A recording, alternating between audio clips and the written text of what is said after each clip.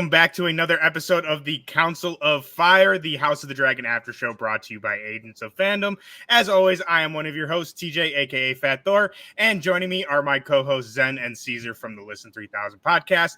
And today we are joined by two very special guests. It's the season finale, so we had to bring the whole council in this time. We are joined by Adam Blevins, fellow agent over at Agents of Fandom. Adam, how are you doing, my friend? I'm doing good. I wish I felt better about this episode that we were here to talk about, but I have four of my favorite people in the industry to talk about it with, so I could not be better, man. I'm super excited to be here. Thank y'all so much for having me on for the finale. You're a gosh darn sweetheart, man. We're so happy to have you. We've been wanting to have you on this whole season. And joining him for the council is going to be Dennis from the alternate timeline. Great friend of the show. Dennis, how are you doing, my friend? Welcome to the council. Man, I'm doing good. I've been moving all day to help my lady move apartments, so I've kind of sore a little bit, but had to get home for this finale. And yeah, I know people don't like it. I'm sure people don't like it. We'll talk about it, but I found some things that I do love about it. But thank you for having me on. And you guys are all, like you said, seasoned veterans and all that stuff. And I'm just glad to be here. These are my friends here, so. Love it.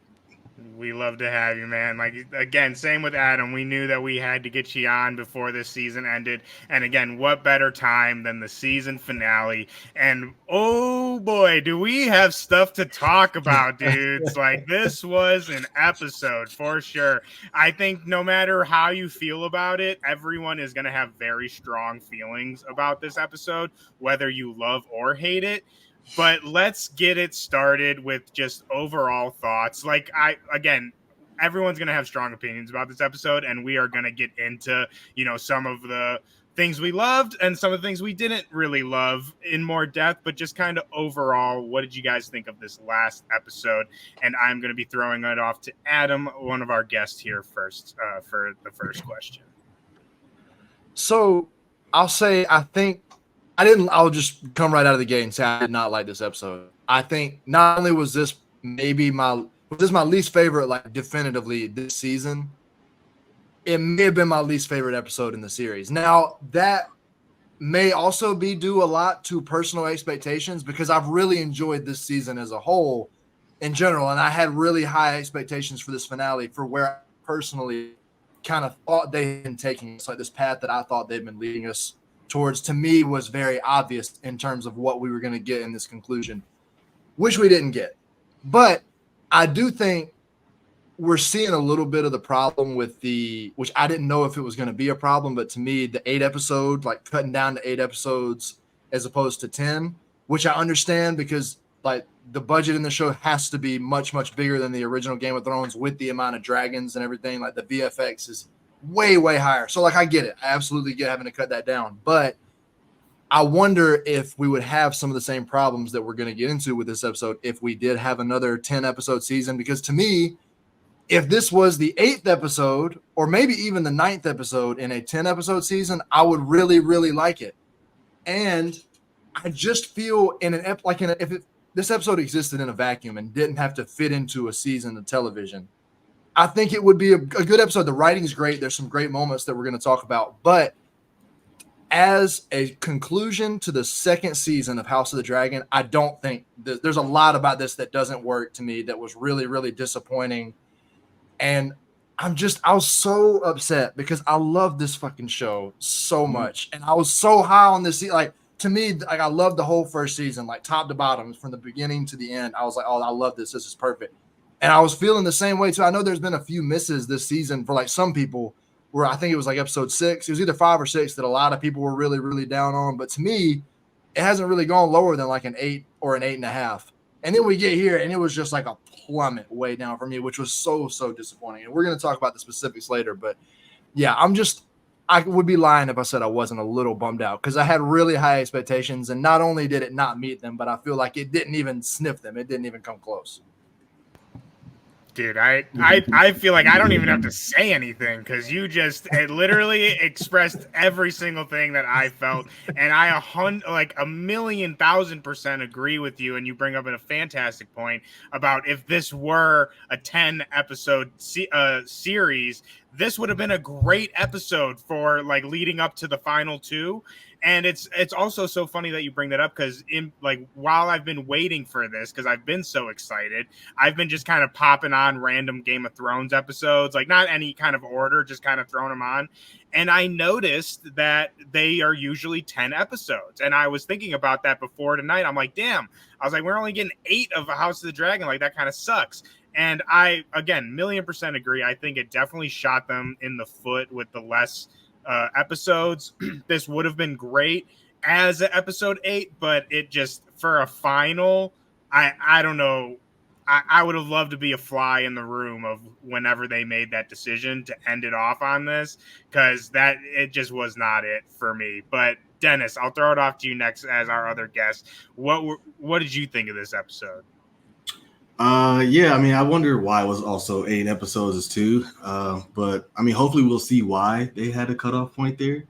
I think that it will be good for binge watching this season because I think about how I got into Game of Thrones. It was like already halfway done, so I binge watched like the first few seasons, and like I don't think I would mind binge watching this season if that was what I was doing, you know. But yeah, I mean. I totally understand. Like the backlash is going to get. It went in a direction I don't think I saw coming. So I just, but I found good moments. Like there was a lot of moments I was hype about, like just little small moments I was, almost getting out of my seat for. But yeah, it didn't get to the stuff that we wanted it to get to. So I definitely understand. Yeah, Dennis, you're definitely more optimistic, I think, of the rest of us on this episode, which is great because we need some fluctuation in opinions here. But Caesar, I'll throw it off to you next. What I know what you think, but give us your thoughts. I mean, you're also a little bit more forgiving on this. Yeah, you and Dennis are like on the same page on this one. Right. Everything you guys are saying is correct. Like that, if it's opinion or not, like what you guys are saying as a finale, it's like, come on, yo. As a finale, just felt a little weird. I agree with that. But as an episode, it was gas. Like I enjoyed it as an episode of the show. Like it was a really good episode. It was just exactly Adam said. Like you can't end the season that's a shorter season that people already were feeling a little not as much like positive as the last one. You know what I'm saying? It's just a lot of reasons why it's like we had so many expectations. To the expectations, I agree. They didn't meet them really at all. But with just actual what we got in the app, as a fan of the show, I'm like, I'm ready. I'm about to put my armor on in 2 years. But I did enjoy it a lot. I swear I did. It's just, but I can agree with y'all though that it's like damn, like all right. Even when it came to the Damon stuff, I don't want to get into that yet, but like how incredible of an ending for that thing that everyone was like, oh, we're dragging, and like that really was a great ending to it. But then it's like we can't even see you do nothing. Like we couldn't have wrapped that up in 4 episodes. We had to take 8 episodes. Zen, what did you think? I know because me and you immediately when we hopped on here, we were like, what? So let me get your thoughts. Man, I'm right there with you and Adam, man. Like I feel like they could have gave us something, man, at least. But like I did have good times with certain parts. The acting again was crazy. Obviously, that's what they do. And the writing was dope. But like, yeah, I needed a little something, man. They just didn't deliver the ending for me. And like it just felt like a big tease for season 3. You know what I mean? And like we could have got some we can get into it. I don't even. Yeah, I mean, I again agree. I feel like you said it good. It was a tease for like season 3. Felt like almost again looking in hindsight because I mean we're on record. Y'all can go back and see my thoughts on every single episode of this series. I have loved it. Pretty much every episode I've enjoyed up until now. But now, like knowing where it ended and in hindsight, I feel like a lot of my enjoyment of those episodes is a little tainted now because a lot of it felt like we were building up to something and it just like we never got there. And like I said, it's like, oh, we'll come back. We'll get there in 2 years. And it just very lackluster. But I do want to also highlight and majorly agree with both Caesar and Dennis's point and Adam's point. This was a fantastic, like, if it was just in a vacuum, like, this is a fantastic episode. Acting, the set design, like, everything, you know, it was even a well-paced episode. Like, there were multiple moments in this episode where I was like, yeah, like, I'm cheering at the screen, right? Like, it wasn't and again, I'll even say I'm a little hyped up, right? Like, we just got off the episode, but I'll even agree, like, it's not a bad episode. It's just a bad finale. And like, I think those don't have to be mutually exclusive, right? But let's get into let's start off with some of the good stuff, though, because like we said, there are like really great moments in this episode, and one of those great moments I think is I want to get into this first is Damon and Harrenhal and the kind of wrap up to that whole thing, because like you said, I was definitely one of those people. Like, I'm ready for this Harrenhal stuff to get wrapped up. I'm ready, you know, Damon to start doing shit. And we finally get it. But again, I will say, like, I don't think it had to take 8 episodes for us to get there. But we did finally get there. And Damon, he swears to Rhaenyra in front of all the River Lords. Everyone is under Rhaenyra's banner. And I want to get to the Alice River stuff after this, but let's just talk about, like I said, Damon finally doing shit after 8 episodes. Was this satisfying for you guys, or was it again kind of like, okay, well, fucking finally, but we don't get to really see it? Zen, I'll throw it off to you first. Man, I like you said, man. Did it really take us 8 episodes to get here? Like, I felt like they did drag that a little bit too long. But I mean, I'm glad we got to where we got. Like, it was cool the way they ended everything. But yeah, like I feel like it didn't need to be the full season to get us to him get to the realization that he got to. You know what I mean? But I thought it was cool though. You know, I don't want to get too deep into the Alice River stuff, but like, I thought that was really cool. That was one of the moments that I jumped out my seat for. But I know we're gonna get to that. But yeah, like they kind of dragged it, but it was cool. Adam, what'd you think? Were you, again, relieved that Damon's finally getting off his ass? Yes, because I've been very loosely following the discourse around this show all season. I feel kind of tapped in, but not to the point where I know how everybody feels about everything. But one thing that I know is that we're pretty much all sick and tired of Damon being a Harrenhal. That's just like, I haven't logged on to Twitter on many Sunday nights and been like, yes, give me more of Damon and Harrenhal, because Damon is like, he works so great as a character when he's sowing chaos among other characters. So to me, it was a frustrating choice to effectively remove him from the group and from everybody else, because that's why he works so well, is when you have no idea who he's going to backstab. And like, sure, we were wondering all season, like, is he going to raise this army for himself? Is he going to actually turn back and raise it for Rhaenyra? But that would have been, to me, way more compelling had he have been flying around on Caraxes, going to different places, telling people different things that weren't lining up, like actually getting to interact with other characters besides, God bless him, Sir Simon Strong, I love you, but you were not that fun to watch Damon talk to all season. I was saying, you better not slander my boy Simon, dude. No, he's great. He's great. I love him to death. But I'm like, at a certain point, I'm like, how many of the same conversations can you and Damon have? Because you two have just been going back and forth on the same thing for 6 episodes now. I'm like, we got to get on and move on from this. But no, it was great. That was like, to me, the highlight of the episode was kind of getting to see that storyline be wrapped up. And I'll just say briefly too, one thing that was frustrating to me that I'm looking forward to getting back is the thing that I love the most about season 1 is like Paddy Considine playing Viserys. To me, is like, he was like the anchor. You know how, like, just to make a quick Deadpool and Wolverine reference, like they talk about anchor beings in that movie. To me, Paddy Considine was the anchor being, like his performance as Viserys was the anchor being of season 1 of the show. And then I was kind of hoping that Matt Smith as Damon would pick that up in season 2, because we needed somebody. Like, losing Viserys was hard. Now, it was like, it worked at the end of the season because we were also interested in what was going to happen in the immediate wake of his death, that we weren't like, oh man, like I miss Viserys in the finale, because everything was like nonstop 100 miles per hour. But in this season, like, I found myself really missing that figure, and we didn't get to see it with Damon because he was just trapped in a castle having nightmares the whole time. Like they didn't do right. To me, the writing with that story, they didn't do right by him. So just to circle back, I'm very happy that we got that concluded. And that was a really, really great full circle moment to see him kind of reunite and reclaim his banners and do all that for Rhaenyra. Like I was up on my feet when he kneeled at her and then they got everybody else to kneel. I was like, that's the fucking queen right there. You all better be kneeling for her. So I was super fired up for all of that stuff. I loved it. Yeah, like I said, I literally cheered. And I think you bring up also a really great point about like him interacting with other characters. And that that's like some of what like the best Daemon moments are when he's, like you said, interacting with people, kind of like scheming and, you know, being shisty. So I think, again, like you said, removing him was definitely a major kind of hinge on his storyline throughout this whole thing. And even though it did have a satisfying conclusion, again, I just didn't personally like the journey it took us to get there. Dennis, what did you think of, like I said, Daemon finally getting on his ass?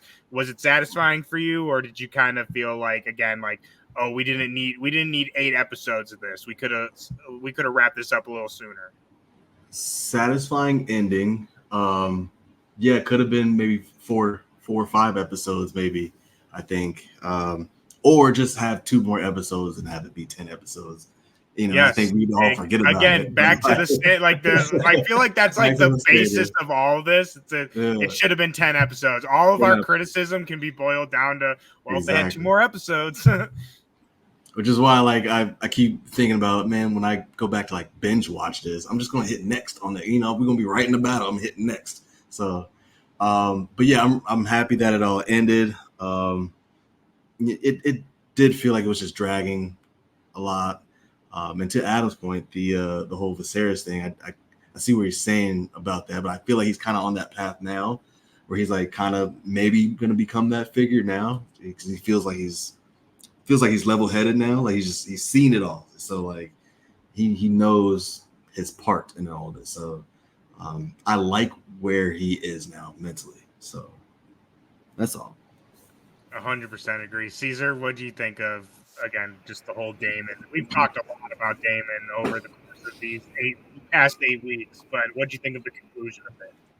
I'm gonna be honest. Obviously, I'm on Dennis' side with this, but oh no, Dennis kind of feel like y'all, right? I think I'm about to play devil's advocate. I'm about to get in trouble with y'all. Come on, let's do it. Remember, I've used Zen and Thor. Remember, I've been kind of on this whole season. If I want to ask y'all a question first, because I don't remember personally, I do not. Did Daemon wasn't in here in all this whole season? That's a fact. When did he go over there? Do we know? Yeah, he went I believe it was the end of episode 2. Yeah. Okay, he was over there for what's that like? So it was about 6 episodes. About 6 episodes, yeah. Which is still the bulk, by the way. I'm aware.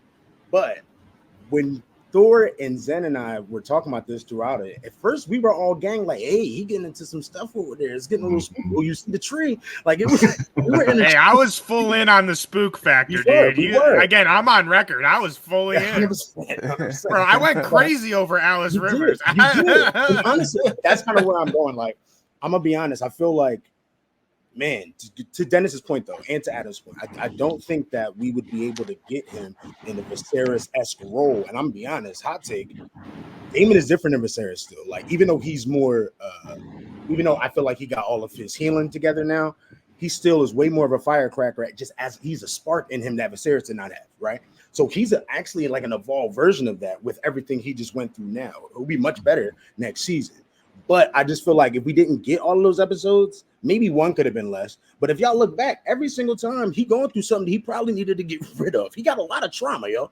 His wife, his ex-wife, that he was terrible to a little bit, right? His mom, he got trauma. I don't even know where that trauma comes from. God. He doesn't even know, right? Dude. Then he got brotherly trauma. He got some nasty, like, this is my wife, but she was also little trauma. It's some stuff going on in there, right? I'm being funny, but I'm being for real at the same time. No, yeah. If he didn't go through all of those things, maybe he shouldn't have been as stretched out. I can agree with that. But I genuinely feel like he would. Let's just say he didn't go through all that. And he went through Aaron Hall for 2 episodes. And he went back to Dragonstone with them. He would be a nut, yo. We would not be winning the war. He'd be like, "Oh, I'm king. Like, I don't know. I don't care what the fuck you guys It would say. be bad. I'm the Like king." writing wise, exactly. That character would do Mm. some outlandish things if he didn't get all this trauma broken down. So yes, that scene that we all saw today, did it like conclude it and we're happy about it? Yes, but I feel like it only felt that way because of that little drag that made him get there. If we didn't get that full journey, I feel like we'd be like, you can. This is dope. But anyway, Yeah.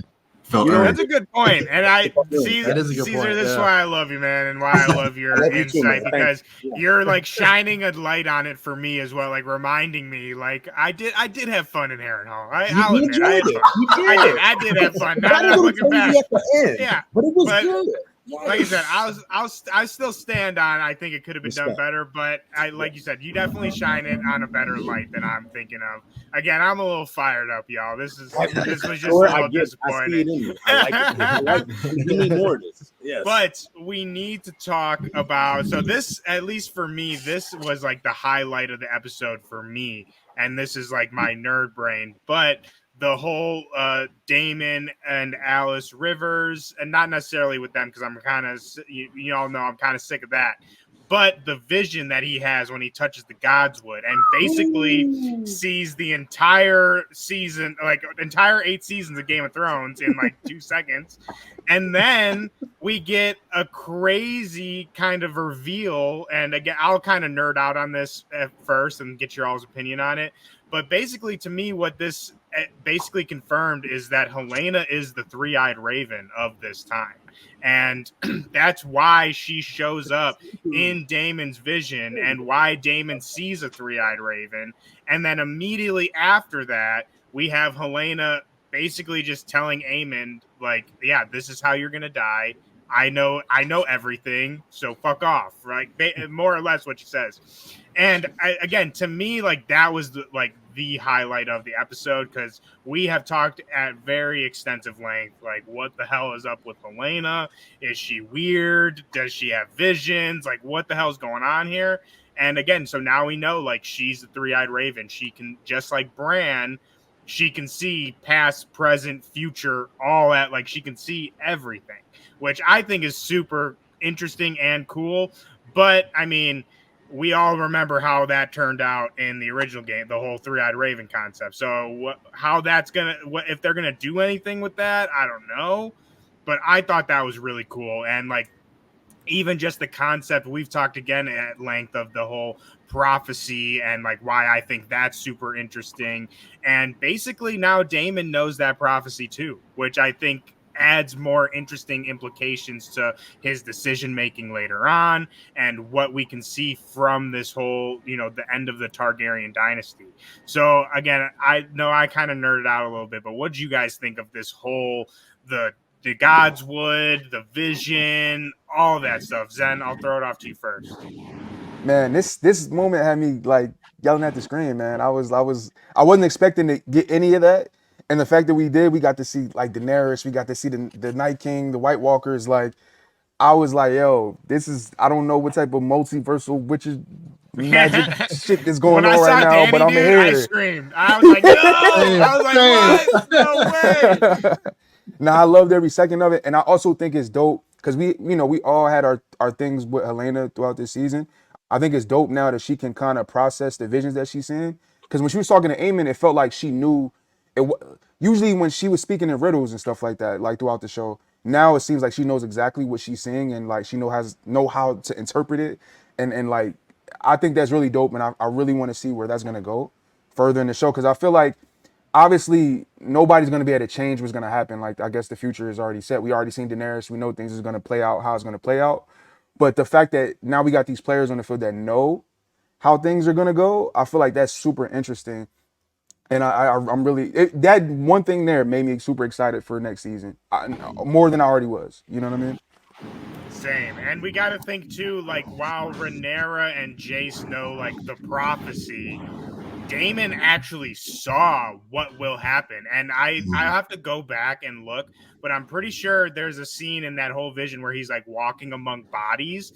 And I will bet my bottom dollar those are the bodies of the Targaryens, like when they kill all of them during the Mad King. So like he knows that all of this basically is for almost nothing. But the only thing it is for is that Daenerys will survive. Like the Targaryens will survive at the end of all this, which again I think is just like so interesting to think about. Which who knows what they'll do with it.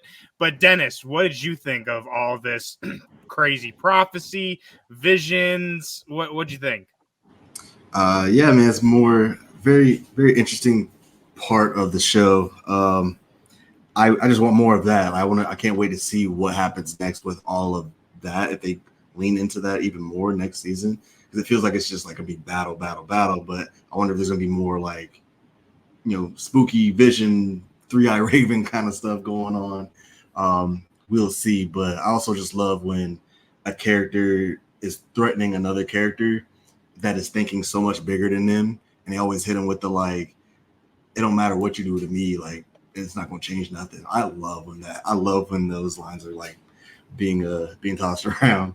It's such a like anime thing, I feel like, and I'm a big anime guy, so yeah, I love the visions when Damon was touching the tree and everything. I don't know what the hell he saw before he walked up to the tree, whatever that like thing with the antler thing. Yeah, was, that like goat freaked me out. dude. That was I was like, what the hell? Oh, I thought it was really? the Children of the Forest when I seen it because it was so Ooh. quick. That's a What good is shout. I Bro, missed it. What You happened? didn't see that? You didn't- It Bro, freaked me there's out. like a Reindeer? goat dude. What are you a talking goat about? man. Like Yeah, what's Goat his man? No, I need to Thumbles put or this on whatever right from now. Narnia? Like I'm talking You talking about like, Mr. straight Tumnus? goat- Mr. Yeah, like straight up James Mr. McAvoy? Tumnus. That's lit. Yes, dude, Mr. Tumnus. He was in today. He was in Arrow. For real, bro. Yes. Yo, I missed He the walks movie. like he's like Nah, you walks gotta go behind the back. tree. Do you watch with subtitles? Just curious. Yes, I need him. I I was don't think I did. same here, but if you watch subtitles, it literally says like "goat man," like cat galloping or some shit. I peeped when the other guy pulled up and it said traitor. That's the only like. Yeah, that was Yeah, like crazy that. I was too. like, I had to I go didn't see back no on name, that. Oh, I didn't see that. I'm gonna rewatch it after. I won't. Yeah, Oh, if you snap. go back when I didn't see no what's goat his man, name? though. Sir Alfred, when he's talking crazy in the Yeah, that's when it said a Godswood. traitor, right? In the subtitles it says like whisper traitor, and I was like, no fucking way. I Honestly, thought that was dope dope. for me because in that moment it made me realize Ooh. that Damon was gonna actually not switch sides. Like to me, Yeah. I was like, oh, he's just like, okay, Damon. Like, see, I it feel kinda like that was confused me. another kind of missed opportunity though, because Mhm. and I mean maybe I'm just like more violent, but I was yeah. like, I thought he was gonna kill him in that moment. And not only that, Mm. but I felt like that would have been a cool way, not only to give us a kind of like, oh shit, like that, kind of shock moment, but also kind of further the theme of him fully committing to Rhaenyra. Like this dude's just like kind of, stepping a toe in the traitor category, and he's like, nope, you're done. Like I think that would have been a cool way to like really You're establish right. that. I just think he's trying to bring back the old Damon. Why you trying to bring his? I say again, maybe I'm just like a little bit more violent. I don't know. Yeah. But then the scene might I- not hit as hard with the with him actually kneeling to Rhaenyra. That's what I'm Yeah. saying. I was still I'm like, regressing him now, like his progress. He kills this dude, then he's like, Rhaenyra, I believe you. No, you don't. No, you don't. But also, I forgot to mention with that scene. What's our boy's name that runs Harrenhal? Simon. Simon. His face when all that was Dude. going down. He's in the back clapping like. That's why I said I love Simon, dude. The claps, bro. I was dying. He's like, oh my god. It made me even more funny. Remember when Rhaenyra pulled up, he like, I called you for a reason, girl. Like, come on, let me show you. He's crazy. Follow me. And Damon's like, I'm for you. He's like, Exactly. I don't know. That guy, he needs an Emmy for this.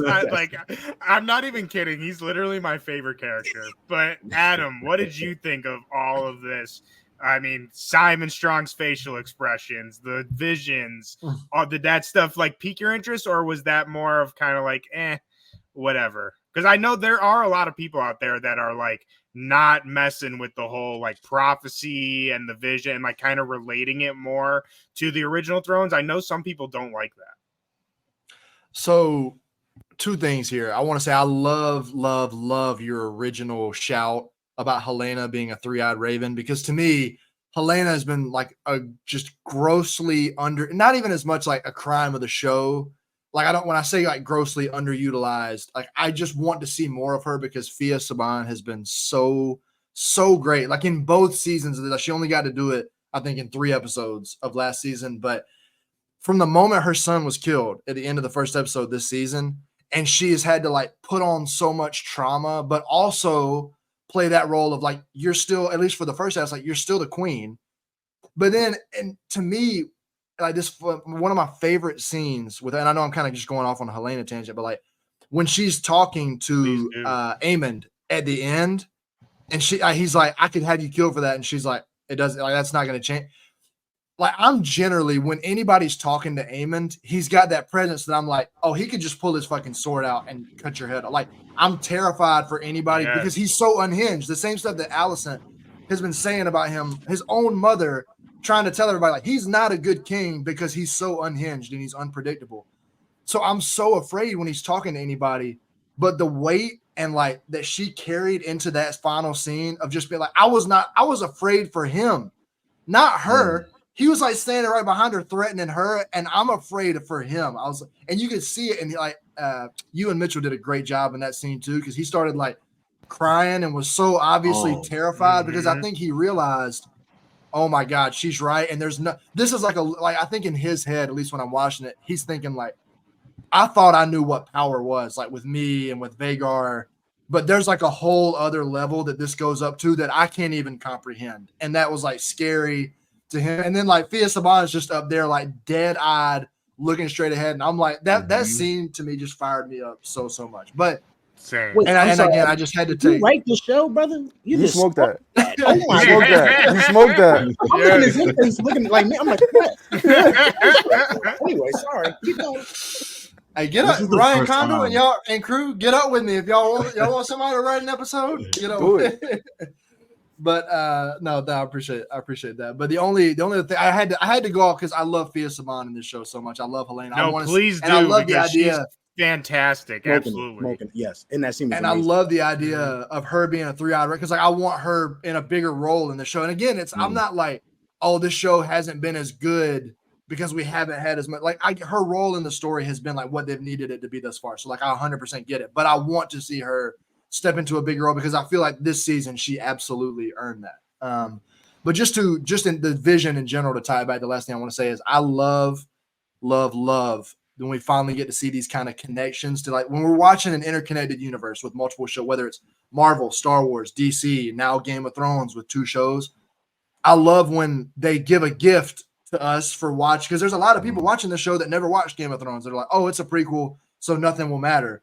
I love when they give a gift to those of us that have watched it. That's like, hey, we know you watched the original. We know you're going to understand what this means. And like, I wasn't expecting a lot of that. This show is set however many 173 years before Dany's born and before like all this stuff. So basically 200 years before Game of Thrones. So like, I'm not expecting a whole lot of connections here because that, you know, I don't hold them to as high of a standard as I hold like Marvel to with that kind of stuff because they're all operating right around on the same planet in the same timeline. So I wasn't expecting a lot, but to get to see something like that in a way that didn't really feel cheap, that like excited me for the future, like y'all were talking about, that also paid homage to what we've seen in the past, was really, really exciting and like felt like a true gift to someone who watched the original show. So I loved whether it was the Helena stuff or just like the 3-Eyed Raven too, which I had not even considered, but like is absolutely an awesome shot. I love that so much. Or just the vision in general. Like I loved it.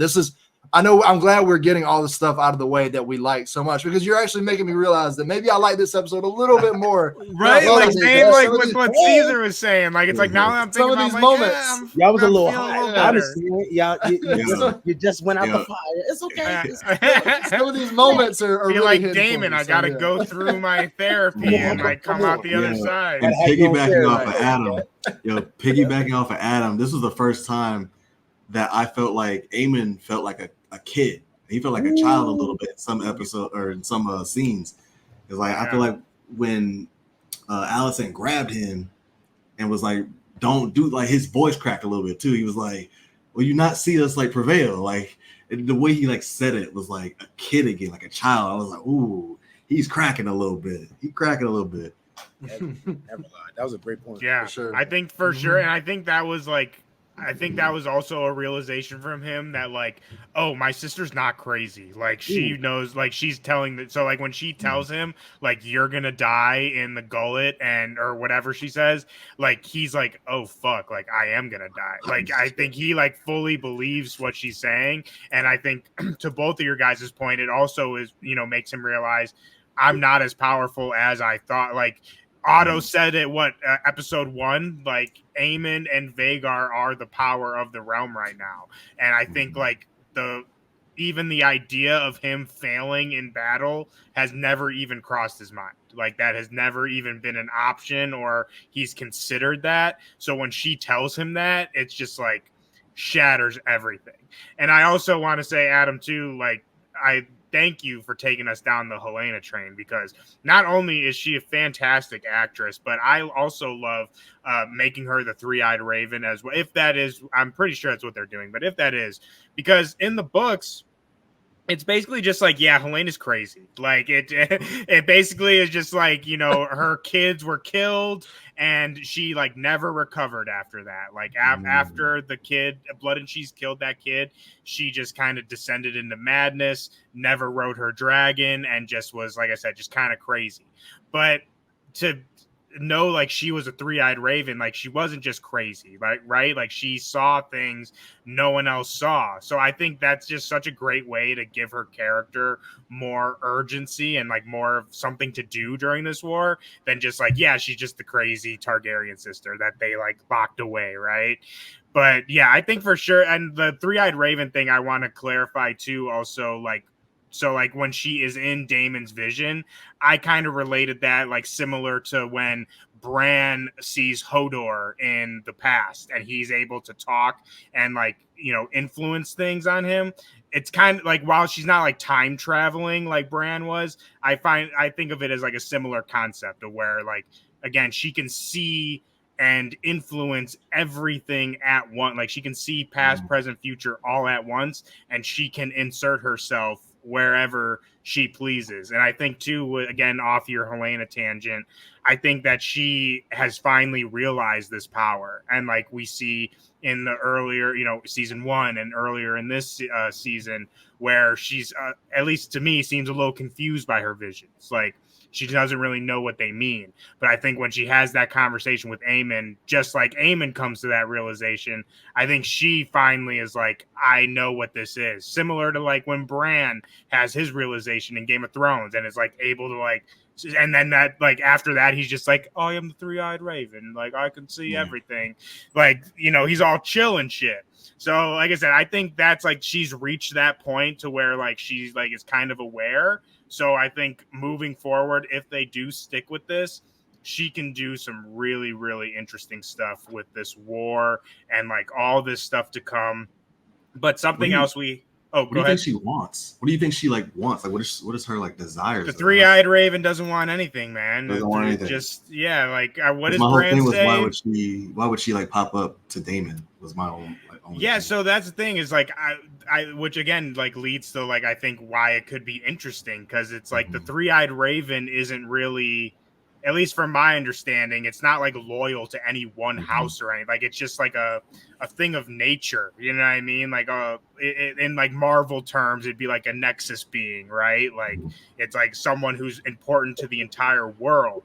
So yeah, so it's like I wouldn't see her using her power to like help the greens, right? Or even like to help the blacks. Like it's not a one side or the other, which again, it's like I don't know what they could do a lot of things with it, which I think again is why it's interesting. It seems kind of to me like it's like, I was just briefly like, based on how you're describing it too, like no allegiance, but I also keep thinking about the word like uncorruptible almost. Like there's nothing that anyone can do to like sway it, to like use it to their advantage or anything. Like it is going to operate, the three-eyed raven is going to operate in its own lane, doing its own thing, like seeing these kinds of things. But it's not, nobody's going to be able to just take it and use it to their, like all of a sudden, and then it's like, oh no, like this, now the three-eyed raven is helping them, and now it's helping them, and now it's hurting them. Like it just seems like it's this kind of like unmovable variable that's like that operates in the story, which is that everybody else kind of has to navigate around, less like trying to move it on the board. Like it's like a piece that's stuck on the board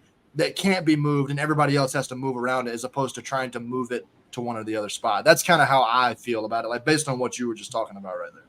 No, 100%. And it's like at the end of the day, Damon even says it in this episode. Again, another callback to original Game of Thrones. At the end of the day, it's all about winter. Winter is coming. And it's like, that's the purpose of the Three-Eyed Raven, is to, help the world stave off the winter and the White Walker. It's not about this house or the other.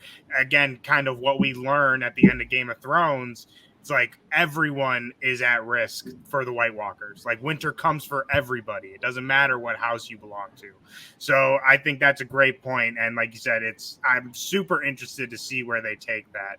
But something else that I really want to talk about, which I thought was a major pro for me, was getting more of the Dragon Riders and like their interactions with the Black Council. Like now that they're like fully in the Black Council, and we see them have some interesting interactions with our boy Jace, who we talked at length with about last episode, and kind of his what's the word I'm looking for? Inadequacies that he's feeling in his heritage.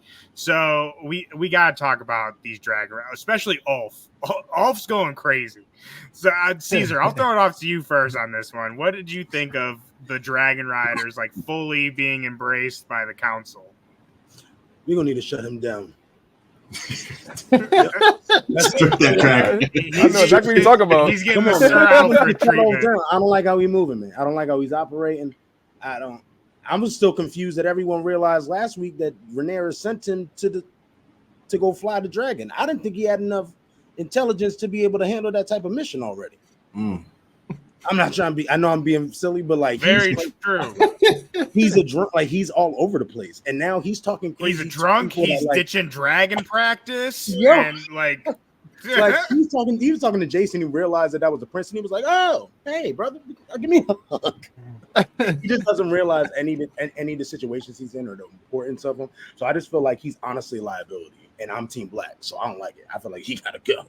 But I do like seeing that the other two staying strong, exactly the type of professionalism and quality of character that we thought that they were going to be upstanding brothers. You know what I mean? So I love my man Thor, Hugh Hammer, and is it Alan? Adam. Adam. Adam's a dragon rider. I'm gonna get it together. But yeah, no, I really do love seeing them both. Every time we see them on screen, and next season, I feel like even if they go, they're gonna have probably the most like fire depth. Like I just feel like their stories are dope and those characters are dope. So I love seeing them. Off, yeah, he gotta go. Yeah, I love Adam, dude. That guy who plays him, I think he's so good. Oh, I can't wait to see more of him next season. Yeah, this Adam too, he's fantastic. And such a handsome fella too. Jeez. But Dennis, what did you think of the new Dragon Ride? Again, like just their whole interactions with the Black Council, specifically, obviously Ulf, because he's just acting crazy. Yeah, Ulf is a buffoon, man. He's a wild one. He's a wild one.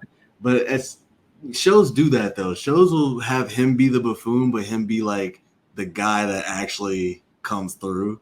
So I'm kind of like on that. You think Ulf will show up in the end? He may be the one that like actually. Ulf is our Arya Stark. Is that what you're saying? I'm just Whoa. He's gonna kill the Slow Night your King, brakes. dude? Slow your brakes. I'm just saying. I'm sorry. We don't like him now. The Night King. We don't like him now. But yeah, the other two are outstanding citizens for sure. And but I think there's also some things, there's some uneasiness too when she was telling them, hey, we're gonna go into battle. Like y'all need to get it together right now. And they're all like, we're gonna kill innocent people. Like what's going on? So there's some questioning there too, some uneasiness. So I think that's something to point out. But outside of that, yeah, I love Adam as well. Agents of Fandom, Adam and Both Adams. both Adams. Both Adams. Both Adams. Yeah, and I think it was cool how like when stuff was popping off, she took him. She took Adam. Like, all right, bro, I need you. I thought that was super interesting too. She did not take Jace, and Jace, you saw he Jace hurt. had that face on. He Thor, had don't do that. stink You face on. know all season she not taking Chase. Dude, Jace, I could feel the heat coming from his like head. Like he was fuming so Bro, he was about to swing or something. It was Yeah. what's the Damien's daughter? What's her name, bro? Bayla? Layla, Yo, yeah. every time Bayla gotta stop looking at him. Like Venera will be saying something to everybody. And she looked right at him. Yo, she, Yeah.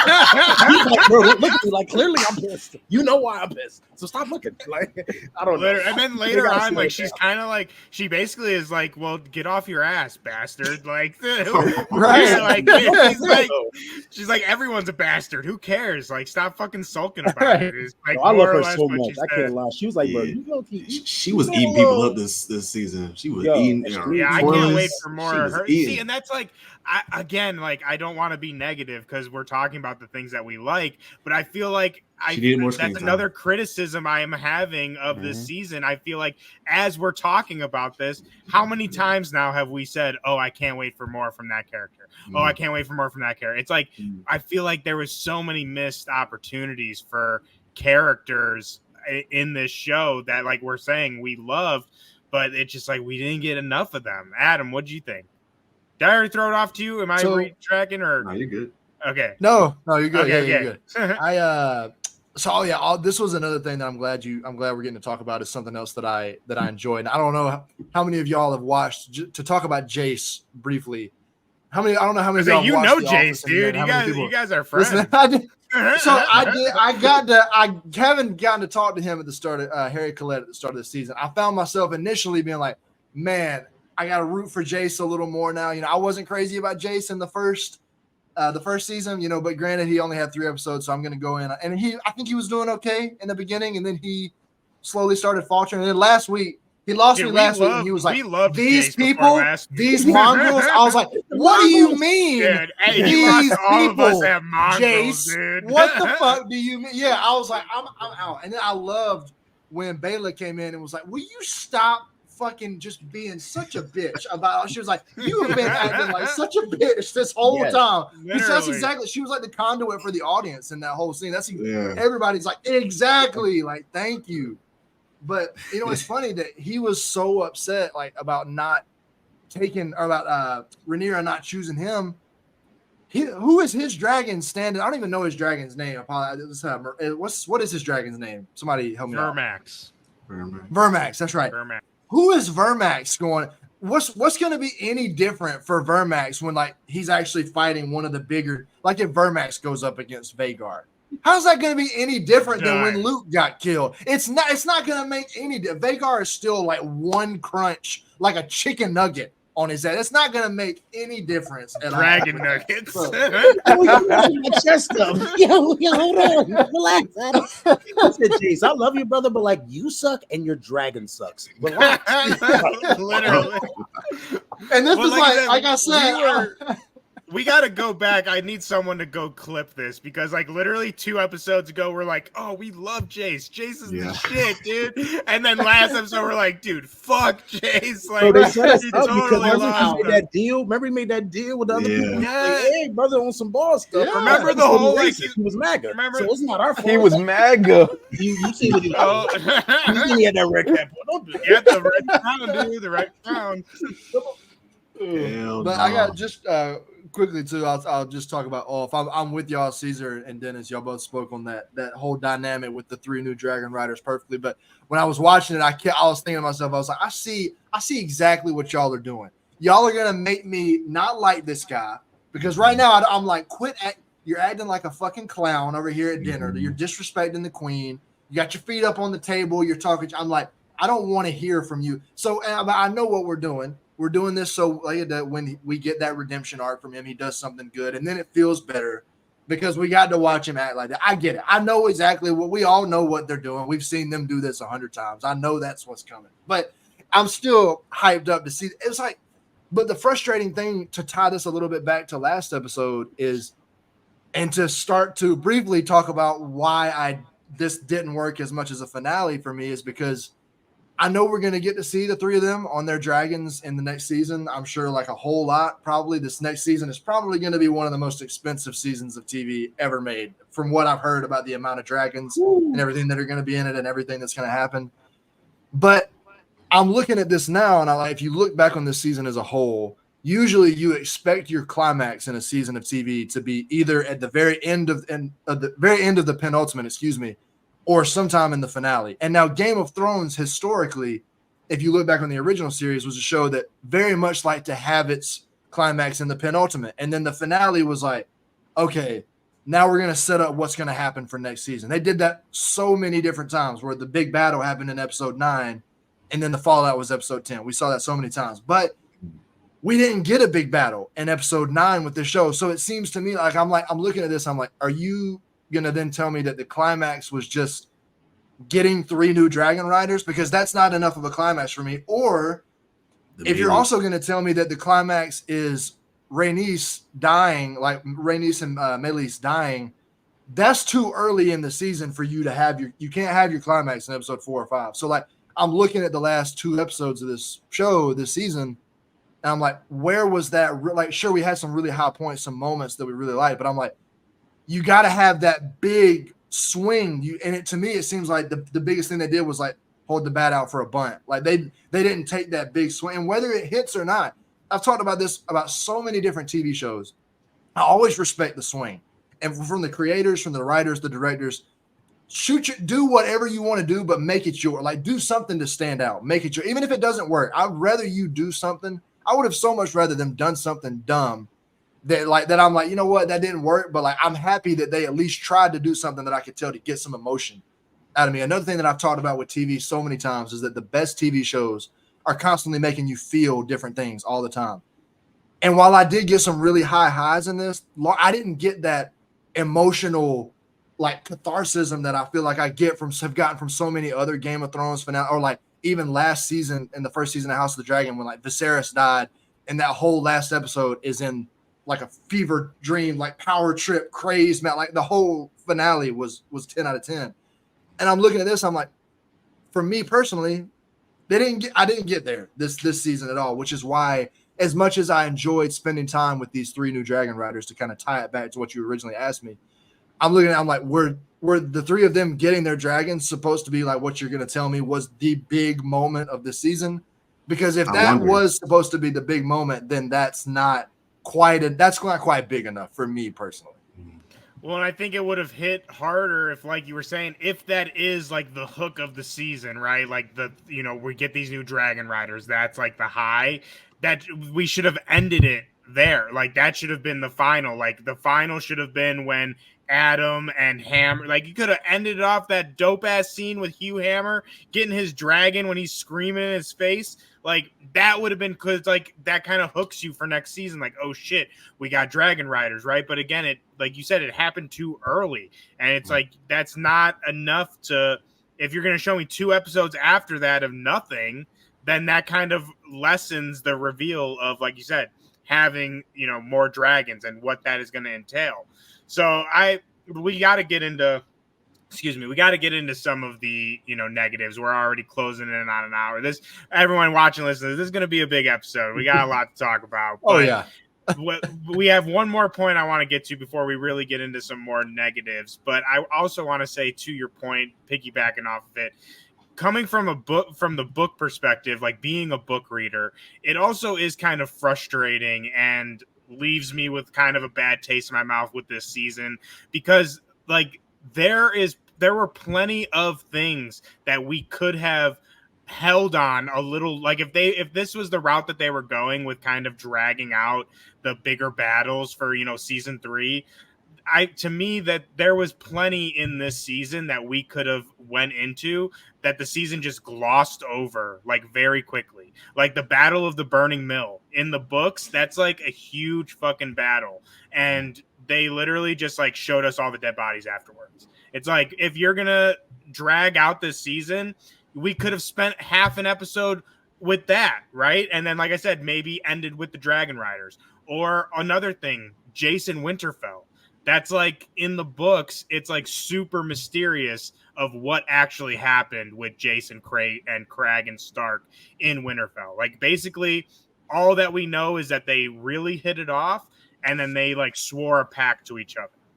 So it's like, again, to me, that's like a perfect opportunity for the show to show us that. Like take us down Winterfell for half an episode, even a full episode. And then we could have, again, hit we're talking these kind of high moments, save these high moments to kind of end off. So again, it's just, I feel like there was multiple things we could have ended this season on with like a huge cliffhanger for next season, but they just, again, just kind of, washed it away, which I think is just kind of very frustrating. But the last point I really want to talk about before we get into, everyone's more kind of gripes with it, and just, I think we got to talk to like our feelings of the season as a whole now that, not just this episode, but Allison and Rhaenyra, we get another meeting of them, which is, this is obviously something that's not in the books. But this scene, I loved it. So I'll start it off with I loved it, but I was definitely feeling a lot of emotions in this scene. So basically, Allison is like, "Yeah, I fucked up," and Rhaenyra's like, "Well, fuck you. Like, we can't go back now." And it was just like just like we've talked about this in almost nauseum at this point on this show, but it's like, Allison, you so stupid. Like, great actress, the lady playing her, fantastic. And again, I've even said multiple times on this show that like I think Allison like does get a bad rep sometimes, and like I do understand. Like, I think she says it perfectly in this scene where she says, I always followed everyone else's orders and like did what everyone else told me to do. I've never like been my own person. It's like I feel you, girl, but still, like, just like, you're just so dumb. Like, hey, this whole time everyone's been telling you like, don't do this, and I was just like, I loved it because I loved how Rhaenyra stood on it and was like, no, fuck you, like, we can't go back. But it also was just like, it was frustrating me. Like, are you serious, Allison? Like, you seriously dragged your fucking bodyguard to Dragonstone for this shit? Like, but Dennis, I'll throw it off to you first. What did you think of this second meeting? Because we had already got one, what was it, 1 or 2 episodes ago, where Rhaenyra was trying to bring the peace, and Allison gave her the cold. She's like, no, what did she say? Something bitchy. Like, I forget what she said. But she's basically just like, you're right, but what's done is done. Like, we're way too deep in this now. Oh yeah, she said, she's like, oh, it doesn't matter now. The prophecy or whatever. Right. She's like, oh, the prophecy, fuck a prophecy, basically. And now she's like, oh, I'm so sorry, Rhaenyra. Like, Dennis, I'm talking too much. Dennis, what you're good. You're good. Yeah, I just feel like she does not get to, just go live that peaceful little life that she wants to go live. There's no way she gets that. But I loved when she was telling, I'll just like, Aegon will basically just like let you have it. She's like, nah, son for a son. I need Aegon's head. Like, I'm gonna need Aegon's head. And she's like, this, man. Like, and this, man. And also going back to a point that I've made plenty of times of Allison being a shitty ass mom. Like, oh my god, dude, Aegon. She sold both her sons out, both of them. Yo, that was crazy. Both of them. Yes, that's why she's not gonna get that life she wants. Dude, especially after, what was it, like last or 2 episodes ago when Aegon's like dying in the bed. He's like, Mommy. And like now she's just like, yeah, fucking kill him. Like, I don't care. Just fucking kill him. I'm like, Allison, you are the worst mom ever. Like, she is the worst. Even when she was talking to Helena. She's a terrible mother. What did she say? She said something to Helena in this episode where I forgot what she said, but I'm like, are you fucking serious, Allison? Like, really? That's what you're gonna say to her right now? Yeah. Oh my god. But I love that whole talk. That whole scene was fire. I love, like you said, she stood on business. Rhaenyra, she stood on business, and I just love the way she was speaking to her. She's in it. Rhaenyra's like, I'm in it now. Like, I'm gonna be queen. I think she's like just fully bought into that. She knows what she wants now. And Allison on the other end just like doesn't know at all who she is, or maybe she does, but just doesn't want anything to do with this anymore. And it's like way too late. And she's not gonna be able to live that life. Like, oh, this is too much now. Like, I'm out of here. What are you talking about? Bro, what? No, like, you cannot do that. And I love too, because I honestly was not surprised, and I want to get your guys' thoughts on this too. So add on to the Allison stuff. But I totally felt like, and we've talked about this on this show before, but still, again, she's our queen. We love our queen all day, every day.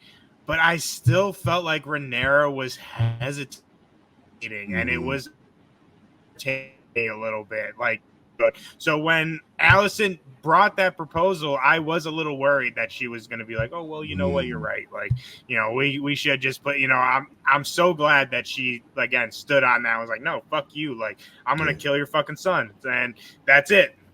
So Zen, what did you think of all this? The Allison and Rhaenyra meeting again, and something we've talked about before. Rhaenyra's hesitant to act because I mean we even saw it early in the beginning of this episode. She basically said like, "Oh well, I thought like having the dragons would be enough," and Cora's like, "No, like we have to fight. Like, what are you talking about?" Nah, man. First off, I want to say it's dope that they're adding these things into the show that weren't in the books, like this conversation, the last conversation that they had. I think giving them more context as characters on why they're making the decisions they're making, or like that they tried to at least they tried to try to find a different way about going about things was dope, but it was way too late. Like when Allison pulled up and started talking, I'm like, yo, now you feel bad about this? Like after everything that had happened, like it was crazy to me. And Rhaenyra standing on it was dope.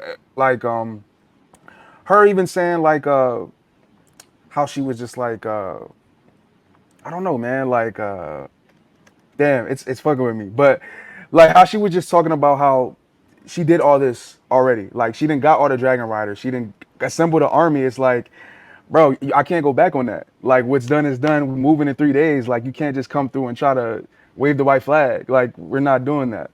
So I just thought it was dope how they added all that into that, and I really thought the scene was fire. Allison was talking super tough before Rhaenyra had 7 dragons, and now she wants to be all, like this has gone too far, blah, blah, blah. Adam, what did you think of Rhaenyra and Allison's second meeting? And again, like Rhaenyra's kind of hesitance to act and finally committing to acting.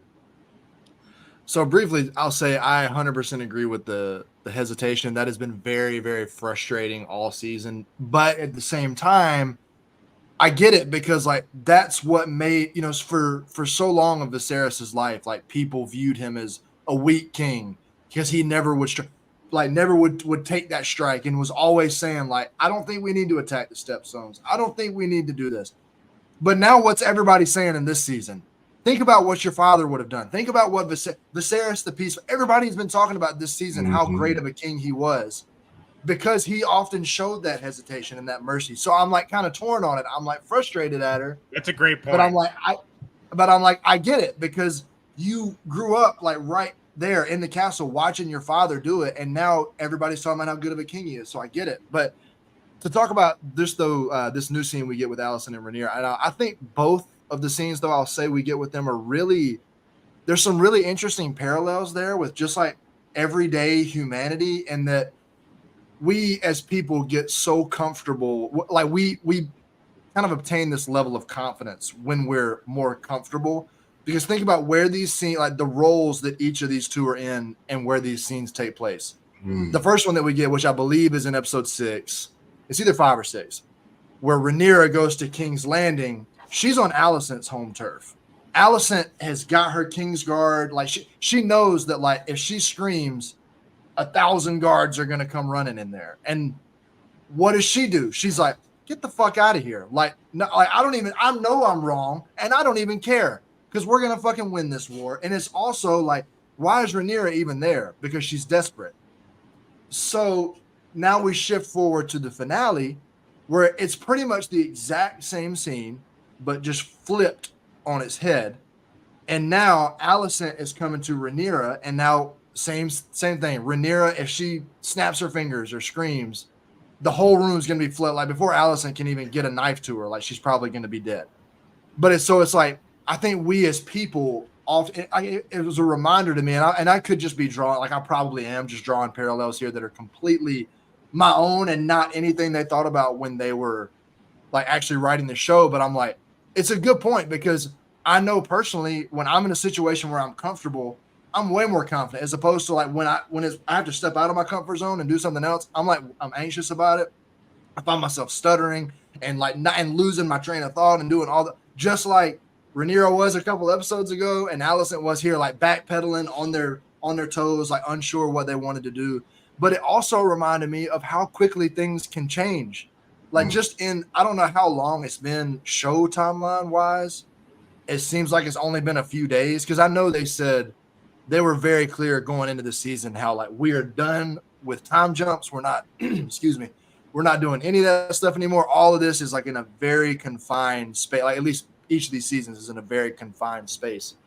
So it's like in a span of a couple of days to I think is about how long it's been if I had to guess. No, probably no longer than a week. Although I don't know because maybe it has been longer than that because like Aegon's made a lot of progress. So I have no idea. Regardless, it seems like it's not been more than a few weeks. So I mean I could be way off basis on that, but still in the grand scheme of things, we all know how quick a few weeks can go by. I mean, to me, this whole year seems like it's like I think about what was going on at the beginning of this year, and now here we are in August. And I can't believe we're talking about the final episode, right? Like the fact Right. that me, Zen, and Caesar have been doing this for 8 weeks now is absolutely insane to me.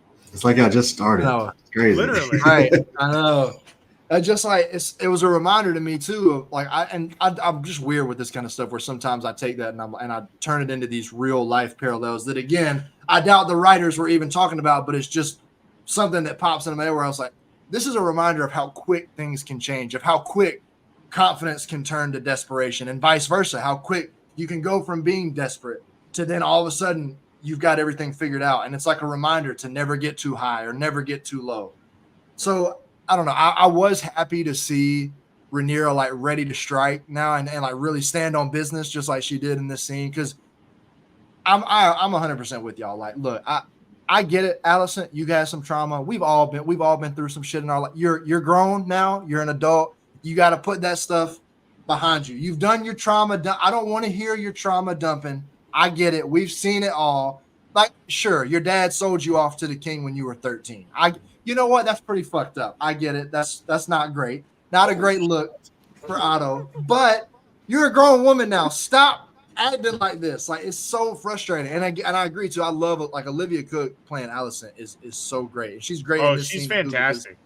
she finally and it's been like throughout the season we've seen her get to be more vulnerable because she's very confident in like the end, those last 5 episodes in season 1, and then like earlier in this season too, when they had the upper hand. It really isn't until Aemon takes over and pretty much just immediately makes it clear to her, like, I don't give a fuck what you have to say. Like, you're out. Like, your opinion is useless to me. Then she has no clue how to respond to that, and we get to see that more vulnerable side of her. And I think Olivia Cook does a great job bringing that out. But I know I probably went way, we're over an hour. I went way too long on this. Dude, go I'm sorry on. about that. But Cook, dude, cook it up. I'm glad, and this is, I think, one of the last things as we wind down, that I'm glad to get to wrap up this section on a good note, because the rest of the things, looking at the rundown and my personal notes are like, I'm not as excited to talk about the rest of the things on this list as I am everything we've already talked about. So. Yeah, definitely have to end it off on a high note. Caesar, do you have anything to add to Alicent and Rhaenyra's final meeting? I thought it was also just hilarious too, adding on to everyone else's point. Like, Alicent not only did it, like, because in the first meeting, at least for me, it's like Rhaenyra's trying to like make peace. But this was just like Alicent's like, I give up. Like, I just straight. Like, you can have King's Landing. You can have my son. You can have whatever you want. Too late for that. Yeah. I don't have much to add, to be honest. Everyone really cleared it up pretty well. It's just like, I'm Team Black, so I was loving it. Every second out loud, I'm screaming, nah, stand on it though. I'm like she keeps saying stuff, and Rhaenyra keeps giving it like, you like, no, we're gonna do this. I need your son's head. You know that, right? Like what Dennis said. I'm like, yeah, and I can't wait to see you die. Like, I'm like, I'm excited on her deathbed. Like, that's where I'm at. So honestly, it just shows how great the actress is. Honestly, like she smokes it so well, because I'm like, I hate you, bro. Like I need to see you in her role. Like, I can't stand her in this show. So yeah, honestly, like I don't it know. was just cool I'm to see that sure I side. know you guys have all saw this because y'all are chronically online like I am. But like the guy who plays Cole like had to like leave social media because like people were Yeah, like shit talking him and Yeah. stuff. See, It's like that's crazy. That people I are got yeah, more like shit I talking for don't him too. yeah, like I don't understand that because like That's one of my gripes right there. yeah, dude. Oh man, I would have been happy if he would have bit it in this episode. But what I'm saying though is like to me though that's like the sign of like that person is a super good actor. Like if you can make me It is, For feel sure. it is. this strongly about a fictional character, like you're a fucking good actor, right? Like because like Yep. Cole and Allison, like I really do not like hate's a strong word, but like I really hate those characters. You can throw it out And, there, yeah. like, Throw it out there, double on it too. I say, I mean, I've said it plenty of times that I fucking hate them, so it's not like I haven't before. But yeah, like I said, to me though, like that makes me think like those are two of the best actors in the damn show because No, again, they make me feel so strongly about their characters. And speaking of feeling strongly about things, we've talked a lot about the good things, a lot about what we liked, and in hindsight after talking about it, I think a lot, at least me, Zen, and Adam are feeling even a little better about this episode than we were initially. But we do have to I don't know acknowledge, about Adam. Adam was scared. I think I Adam say might be Adam somebody. might we got a still be list. I don't know. He got notes. I say Adam might take some more convincing, but we do have some things to talk about, some negative things, some things that maybe didn't land for us. Again, I think we can all agree that this is a fantastic episode as like acting, writing, all of that, but it just as a finale does not work, at least in a lot of our opinions. But Caesar, I'll throw it off to you first since we ended on you last time and you're a little bit more optimistic on this than us. So again, as a final, like as the end of the season, and like now that it's all over, wrapping everything up, what were some of your gripes with this? Like again, I know that it landed a lot better for you than some of us here, but what again, just kind of how did you feel about leaving us like that? Oh yeah, I mean, yeah. Honestly, I do feel the way you guys feel. I know you guys feel stronger about those feelings, but no, I feel the same way. It's an amazing episode, just a bad finale. I mean, I don't even think you really can debate it's a bad finale for a season. If you look at where we started and you look where we ended, honestly, we kind of ended up in the same spot. Yeah, A little really. bit. We started thinking we were going to have some more, and we ended thinking, let's have some more. So, I don't know. But again, when it comes to the actual season, like I really enjoyed it, man. Like I was bringing up to Zen earlier, like I shouldn't go specifics to like each season, but in the first couple seasons, it took a while to get into some madness, into like really locking into the show, and that's coming from someone that wasn't watching it every single week. So I bet it was even more of, lack of a better word, a drag for some people, week by week by week by week for a long time. So I'm personally, everything that we like about Thrones and Dragons, like the speaking, the politics of it, the soap opera-esque of it, the drag, like I'm still getting all that. You know what I mean? So yeah, I don't want to go on a tangent, but I think the episode was amazing. But my actual gripes with it as a finale was just like, bro, y'all teased a lot. Even in this episode, we didn't even talk about Raina. I don't want to grind that up, but they Oh made her yeah, we gotta bring up I Raina wanna do for it. sure. Yeah, They had her bring it looking up, like a please. cat chasing a dragon. I'm like, She what? ran through the field that whole episode. Yo, she Literally, looked and like didn't she about even to get die. it. Like what? The whole time I'm thinking, I'm making Oh my to Amber. God. I'm like, Zen was right. What happened to them kids? Did you see in my notes the point I No, put? what I did you literally say? said Raina did leave those kids because we Yes, talked she about it did. last episode. We're Yes, like, she did. maybe like she's gonna come back or like No. no, she just left them. She Like left them. straight up No, left. literally what Zen said. When Raina pull up, oh, you helping me? I got the dragon. Where's my children though? Yeah. What's she gonna say? I found the dragon. You know, The dragon. Nah, she got to go straight to them kids. That's what say. You better find the kids You know, next. the Find dragon. the They find all the kids. coming Kids put them on the dragon. Yeah. pull up to King's Landing like, hey, or like the dragon said, hey, we got him.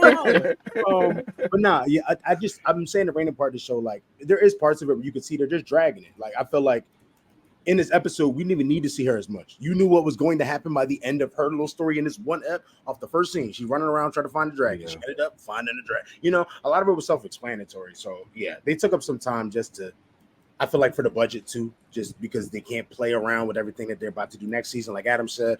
So hey, I'm not gonna lie, I love this season and this finale. I so enjoyed it. But if next season don't give us a lot of, I'm not even expectation dude, but like it needs to, based on what they just gave us. Like it's like We need payoffs. Like I it's need like some I like have hair no, pops. I need some I blood. have I need no, something crazy. Yeah. yeah, like I have no issue with like setting things up and Nope, me kind of too. taking a little longer. That's absolutely fine with me. I just feel like there was, like, to Adam's point, right? Like, okay, the hook of the season, is it the red sewing, the new Dragon Riders? Is it It's the a new death Dragon Rider. of No, he's right. It's a new Dragon Rider. Melees, That's it. right? Yeah. But all of those things, it felt like it wasn't. They didn't give us enough to chew on to get us to the big stuff, right? And it's like we needed, I think, one or two more things, and especially something to end on to really get us to that next season. Because I honestly, I mean, I'm a nerd. I'm fully invested. I'm gonna be here regardless. But I honestly, to be honest, I could understand if someone was like, you know what, I'm not even gonna tune in next season I because think like they're banking on us. No joke. that's what think I they were mean, and banking like on that's our so fans. disappointing Yeah, it's a because little bit I sad. think the show is great, but again, I could totally see after this finale someone being like, you know what, like this season did not do it for me, and the way that it ended, like I'm not even excited to tune in next season. I wouldn't blame him for it. But Dennis, what did you? Again, you're another one that's a little bit more forgiving on this finale than we've been. So, what are your thoughts again as a finale? You know, closing everything up for the season and kind of the shortcomings of it. Yeah, I mean, all the big things that we've been talking about for sure. I was also gonna bring up Raina. Like those scenes were kind of like I don't know if I needed that or just maybe too rushed or I don't know how I really felt about those scenes because we did know where it was going. Um, Bayla needing more screen time, that was a little gripe. I needed more Bayla screen time. It just feels like she's just kind of there chilling. I also just wonder if like they felt like they gave us enough dragons in this episode. Like they were probably like we gave them a shit ton of like dragon stuff, and they probably felt like that was good enough for this season.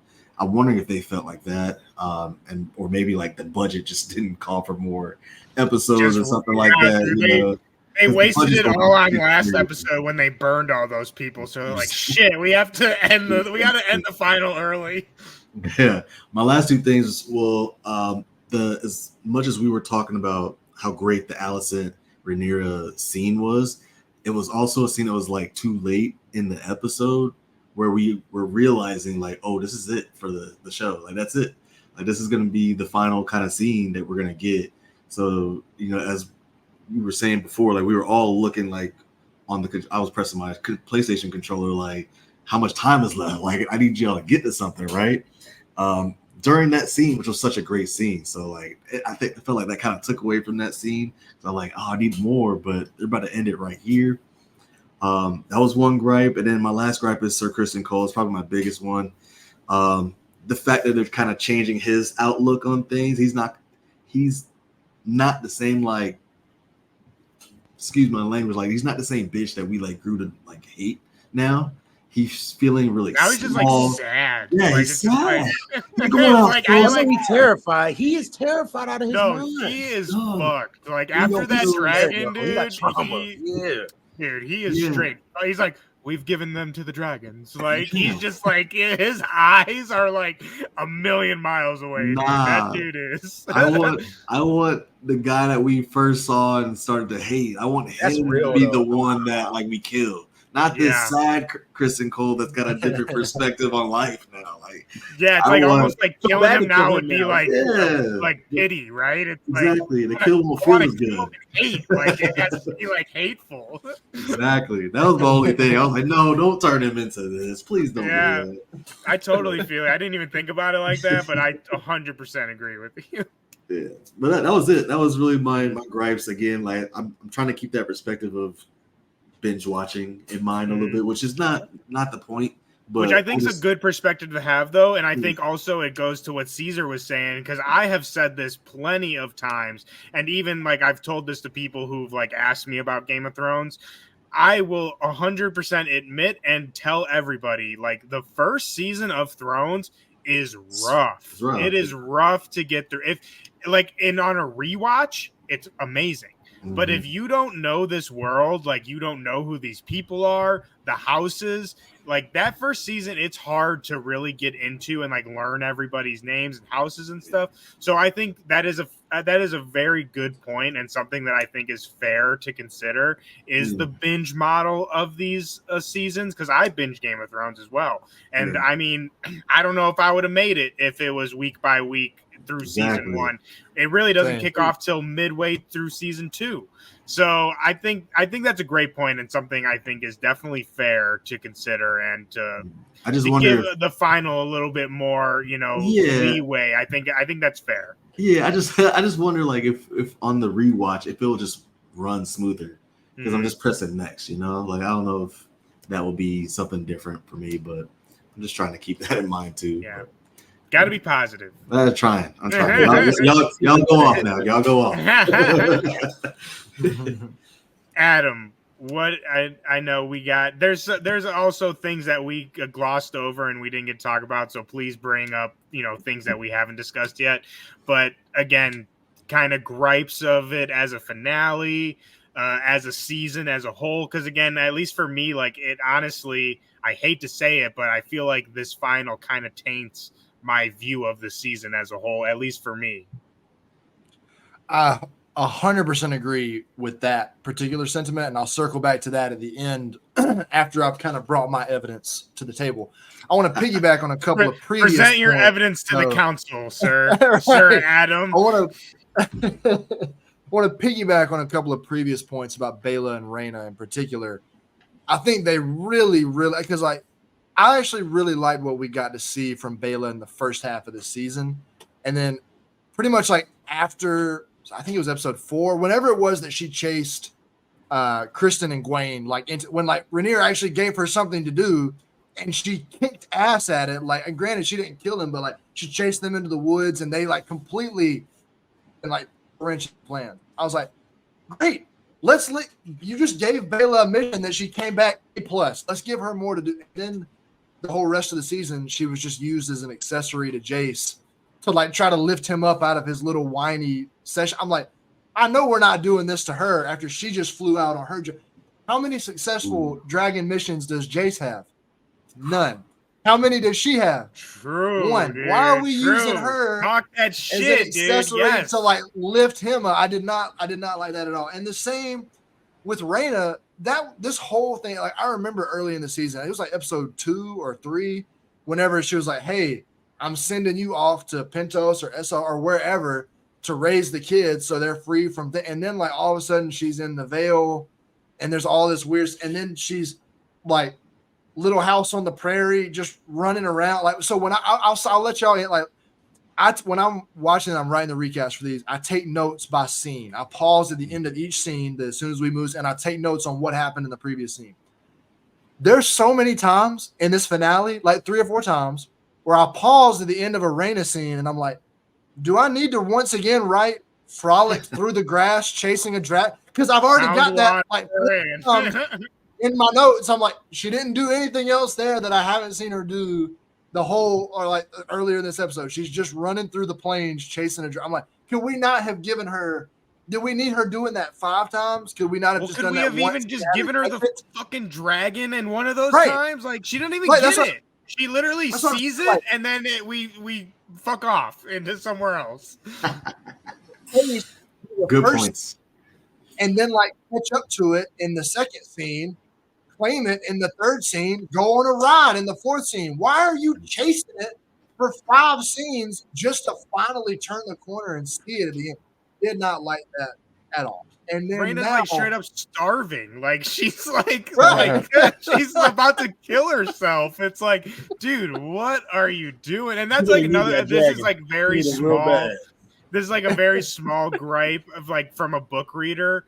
But I think so. This is valid, I think, and we talked about this last episode. So basically, what they're doing is they're changing Rhaena into a character from the book called Nettles, and so Nettles was in the book the rider who claims sheep stealer. And the way that she does this is she brings sheep to sheep stealer every single day over the course of like multiple weeks until the dragon actually like, you know, warms up to her, and then that's when she claims dragon. So I again, I know this is like a nitpick and like because I read the book, but to me that's like such a better way of like show than just Rhaena running through the fucking fields for days on end, almost killing herself. It's like it gives her no kind of like, I don't know, I guess like urgency in claiming the dragon. You know, it's like she just chased the fucker down and she didn't like actually tame it, right? Like I don't know. I think while it's like disappointing that they're changing her to Nettles in the first place,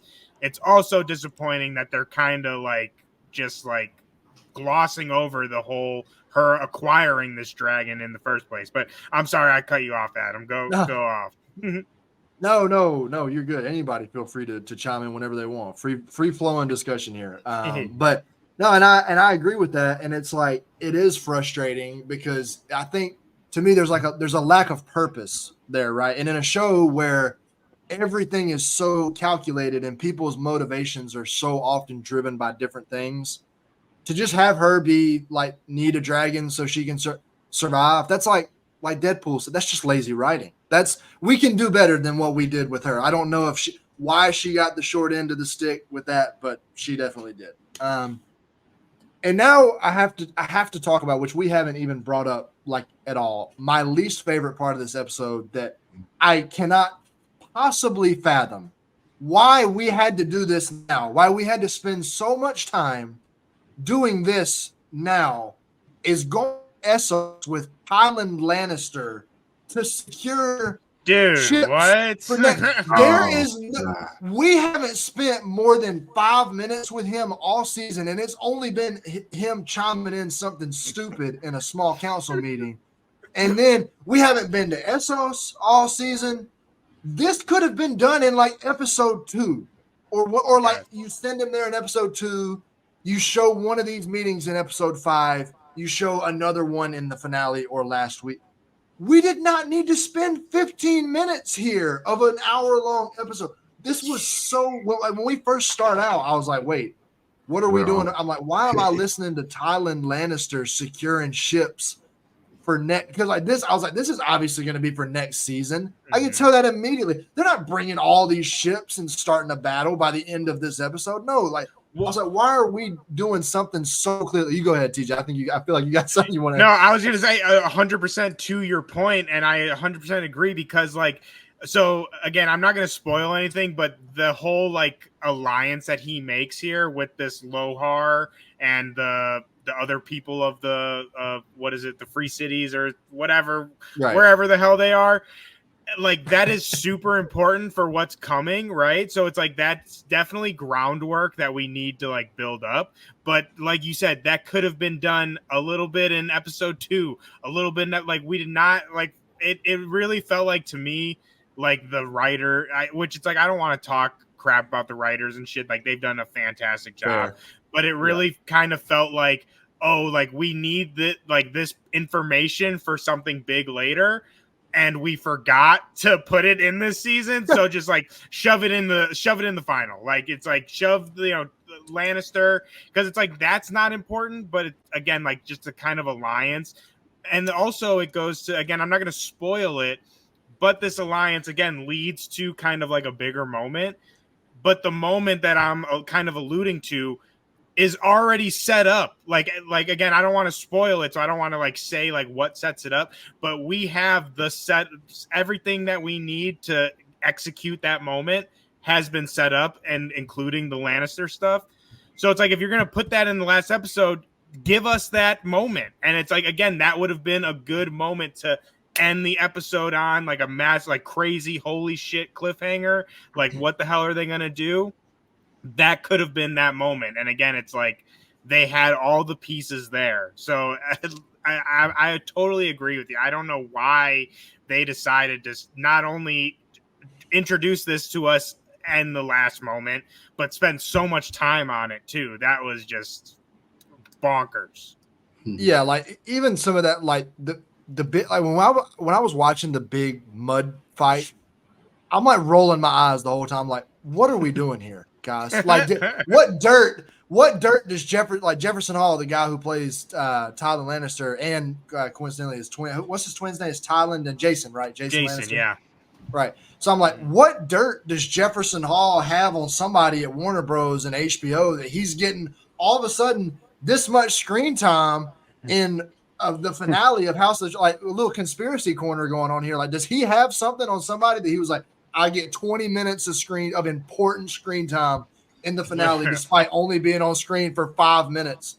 Dude just got punked by a little kid for like 2 minutes in episode 1, and then we're gonna end the season off with him.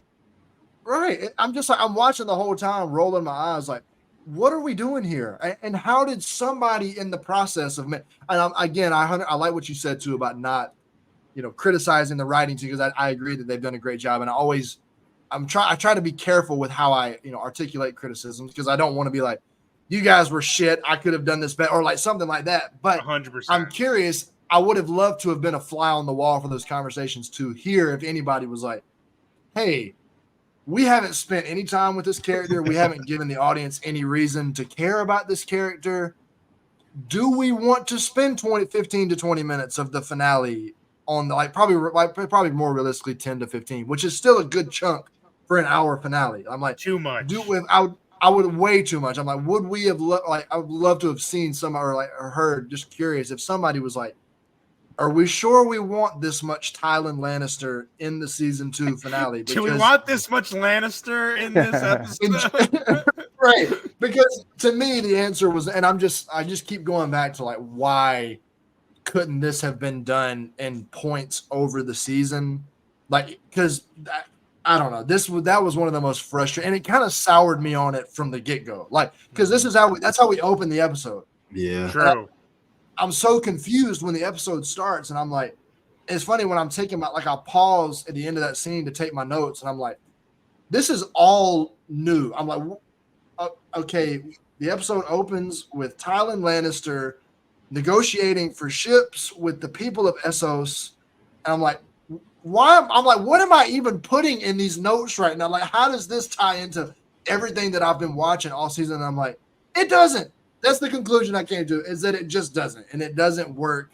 And they should have spaced it out, or just made it significantly shorter to where this all fit in one scene, like for 3 to 5 minutes instead of 3 5-minute scenes, or like three to however long they did. It was just too much. But overall, I'll be honest, before this episode, and if they had stuck the landing for this finale, season 2 to me would have been as good as some of the best Game of Thrones seasons. Maybe not like the best, because like the original Game of Thrones hit some really high highs with like its best season. So I maybe wouldn't quite put it up there with that, but like just a notch below it. Like, this was like an 8.5 to a 9 season of TV for me going into the finale. And I'll be honest, finale bumps it down like 2 whole points for me. This is like more like a 7 to me now. And I know that's like harsh to take just one episode and bump it down that much, but when I'm grading the season as a whole, now this doesn't change the fact that many of the episodes, I'm pretty sure every one I gave like either an 8.5 or a 9. And I think I even gave some of them a perfect 10. But it's hard to, the finale is so important with how it fits into a season of TV, like, and how you wrap up any part. Like, the conclusion is arguably the most important part of the story. And to what you said too, talking about like, it's okay to tease things going forward. They literally have a show in their universe that is the perfect example of how to do that. The first 4 to 5 seasons of Game of Thrones did that exquisitely. Set up, so have your big conclusion, your big climax, but also make me super excited for what's coming in. That's how every season of Game of Thrones ended. And I did not get that here, because I am excited for what's coming, but I did not feel overwhelmingly emotional or excited about what we got in the last episode of the season. So yeah, it kind of now goes to me where I don't think it's near like even close to the top of like those best Game of Thrones seasons. It's obviously not season 7 or season 8 of Game of Thrones, but like I would put it, I actually am going to put this below season 1 to me, even though like the time jumps I know are a big point of contention and complaint for a lot of people. Like, and I wasn't crazy about them either, but I'm gonna put this like below season 1 of House of the Dragon, and kind of in the middle, like not anywhere near those top seasons of Game of Thrones, but also not down at the bottom. Like a firm 7 is kind of where I sit on everything as of now. Maybe that'll change on a rewatch and stuff, but because like Caesar, like you said earlier, you're fresh out of the fire right now. That iron is still hot on how you feel about it. So I gotta take some time to really You process got it. some. We'll see.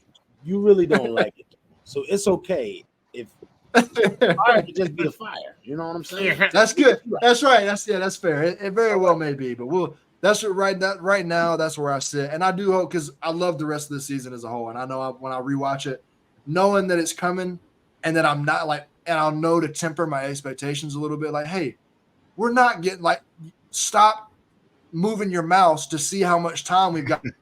See if there's enough time for the dragons to fly to battle, for something crazy to happen that you're waiting for. Stop doing that, because it's not going to happen, and just enjoy what you're. Maybe when I get to that point, I'll like it a little bit more. But that's how I was watching the whole finale, constantly moving my mouse and be like, wait, we've only got 18 minutes now. Now we got 14 minutes. Now we got 8 minutes. And Allison and Rhaenyra are talking. I'm like, is nothing going to really, nothing is going to happen right here? Nothing? So now that I know that's coming, maybe I'll enjoy it more on a rewatch. But yeah, it's kind of just it's in that middle. It's just in the middle range to me, which is disappointing, because I think if it had stuck the landing, it would have been really, really good, if not great, close to perfect. 100% agree. I think I cracked it, boys. I think we needed to shave off some Harrenhal time and added Lannister and the Essos people, and then we might have had a perfect season there. But I think also, too, I, again, agree with all your points, but I do want to also highlight, I think, Dennis's point again, because which I think also season 3 absolutely 100%. It not only has to go crazy, but that first episode better damn well be fucking crazy. It has to be we have to get a battle or something in first episode, season 3, in order to even have a chance of salvaging season 2 in my mind. Because again, season 2, it's great. The episodes are great. If you take each episode, they are all great. And I think, again, back to Dennis's point, if we did have season 3 and we could just, right after this finale that's lackluster, go straight into I'm saying a big battle or something, I think we would feel a lot better about it. So, but it's I can't judge the season though on what ifs, right? I can't judge a season on what could happen in the future. I have to judge it on what we got. And based off of that, for all these points we're talking about, it does, fall short. But Zen, I know you got thoughts on this. I know you got some criticism. Is there anything that we haven't touched on that, you felt fell short for you? Not really, man. I'm gonna keep it short. I think this season suffered from just not having enough episodes, man. I feel like they had to change the pacing based on how many episodes they had. Probably the budget with the dragons, so we can't go crazy with the battles. We gotta kind of strategically put things here and there, and we can't go all out crazy. I just feel like if we had more episodes, maybe we'd all feel differently. I feel like even with Caesar and Dennis, I feel like even y'all probably would give it even a greater score if they were able to stretch things out and give us more of what we wanted throughout the full season. You know what I mean?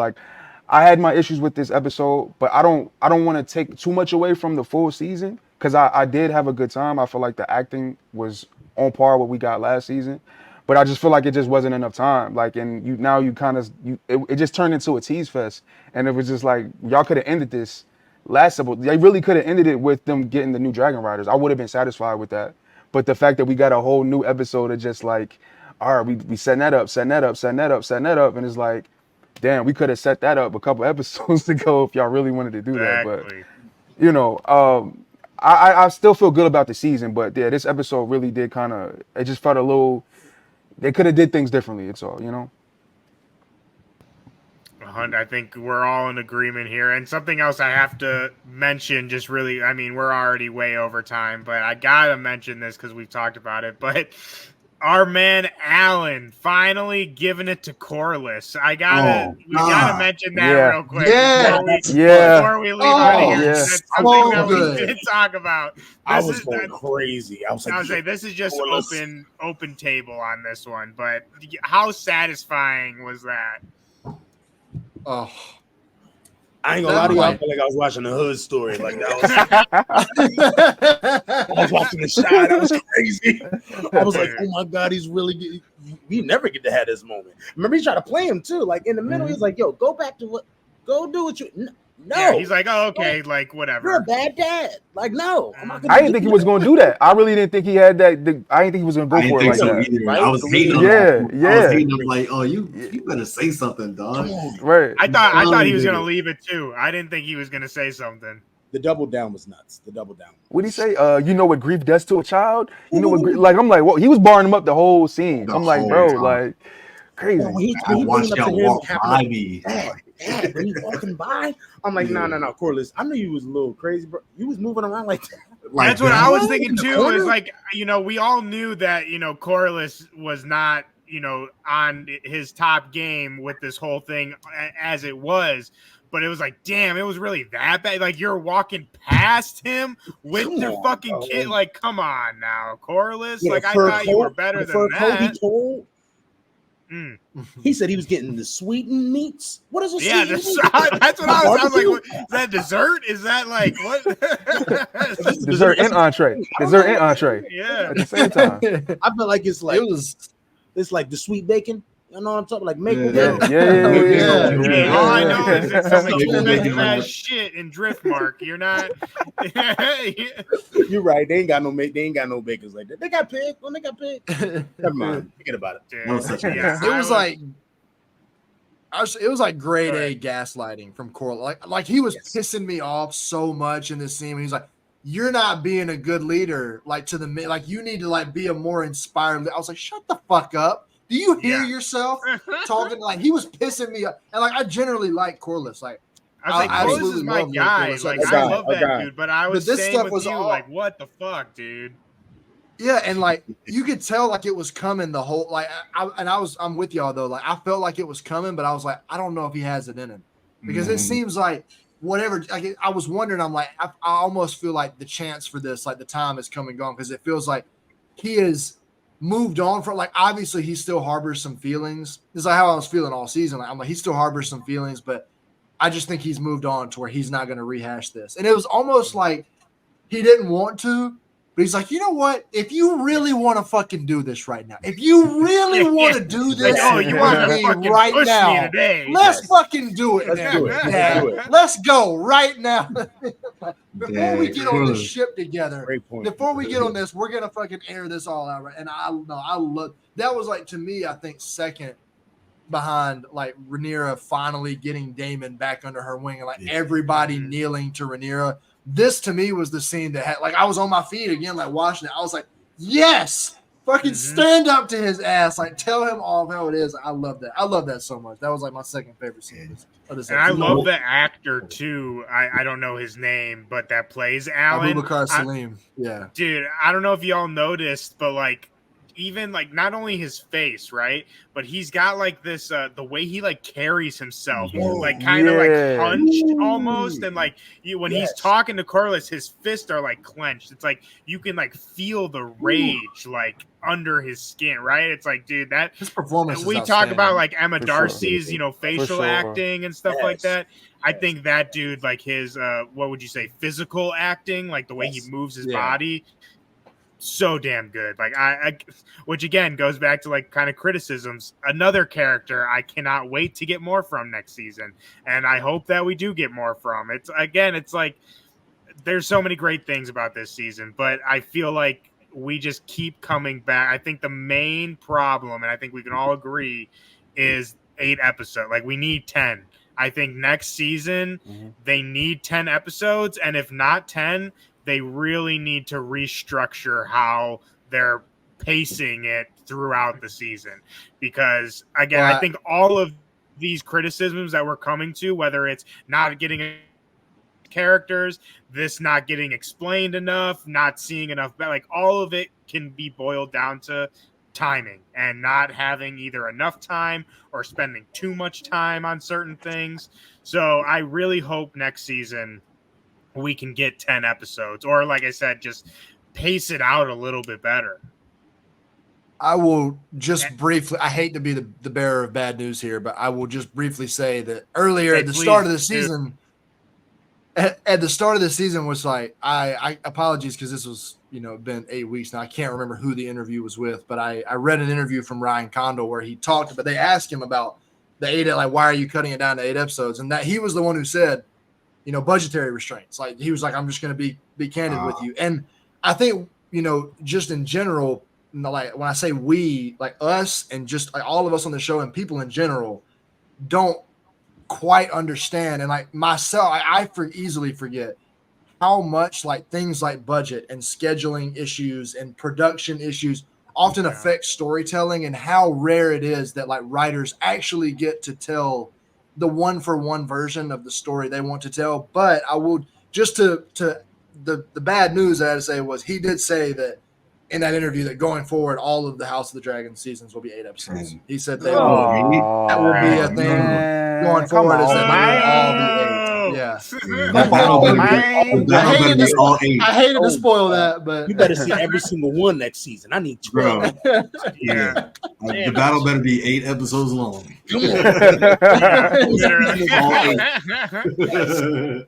But I think they can do it in 8. It just, they need to pace it out again. Like being a book reader and like, knowing stuff that happens in the book, there was multiple things in this season that we could have, like, like the Lannister shit, right?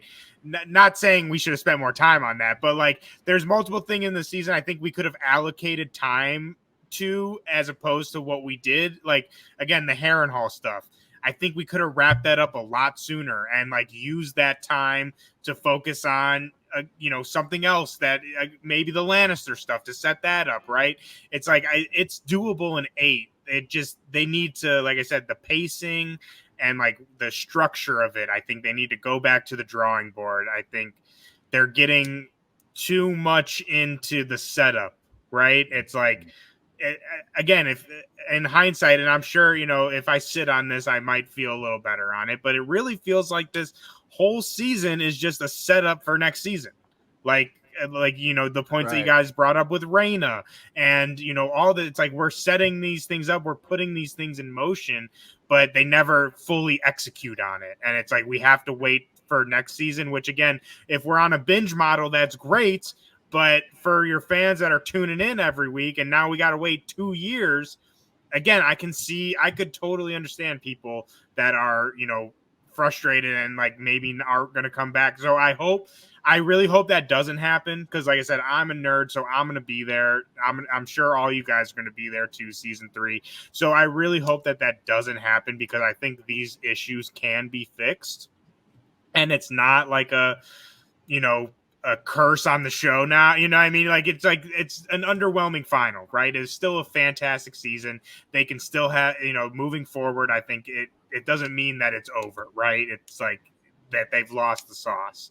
So while, again, there's a lot of problems, I think there are, like we talked about, a lot of good things as well. And I think, next season, I have hopes that, I think they'll learn lessons from the discussion that people are about to have tonight, and the comments that they're going to be getting in their mentions over the course of the next few months, I think might change the tune in that writer's room a little bit.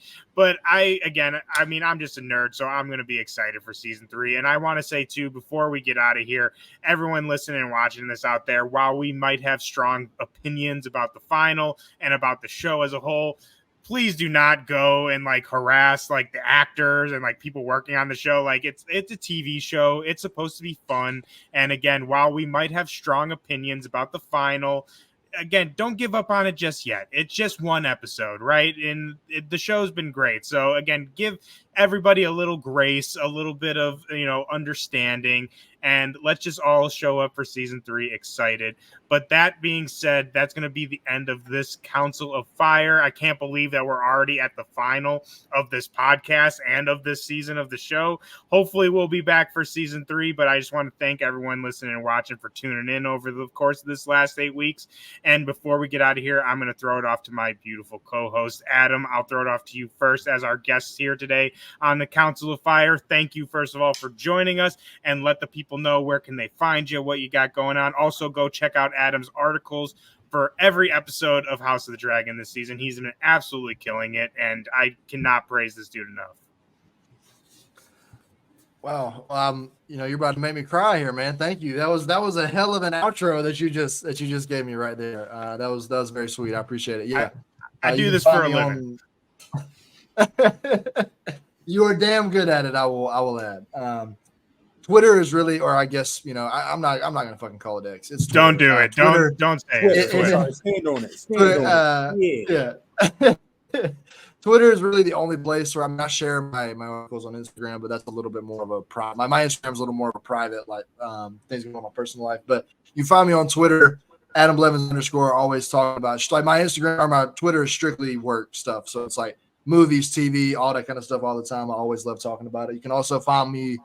I'm an entertainment journalist, a writer over at Collider. I recently had a set visit with some interviews dropping over there that I can't wait for the world to finally get to see, because that was a crazy experience. My first time getting to go to an actual TV set and see how the sausage gets made, get a little peek behind the curtain was something I remember for the rest of my life. But I got articles dropping over there every day, and it's been a crazy summer at Agents of Fandom as well. I didn't quite realize what I was signing myself up for when I agreed to cover Dark Matter, The Boys, and House of the Dragon all at once, which ended up being, Dark Matter has a lot of people and ended up being one of the bigger shows. At least it was a huge win for Apple TV. And then obviously we all knew how big The Boys and House of the Dragon were going to be. But I want to shout out to all of y'all. Y'all are all doing great work as well. Listen 3000, I'm so happy to have y'all back. TJ, every time you've come on the Agents of Fandom podcast, it's been great.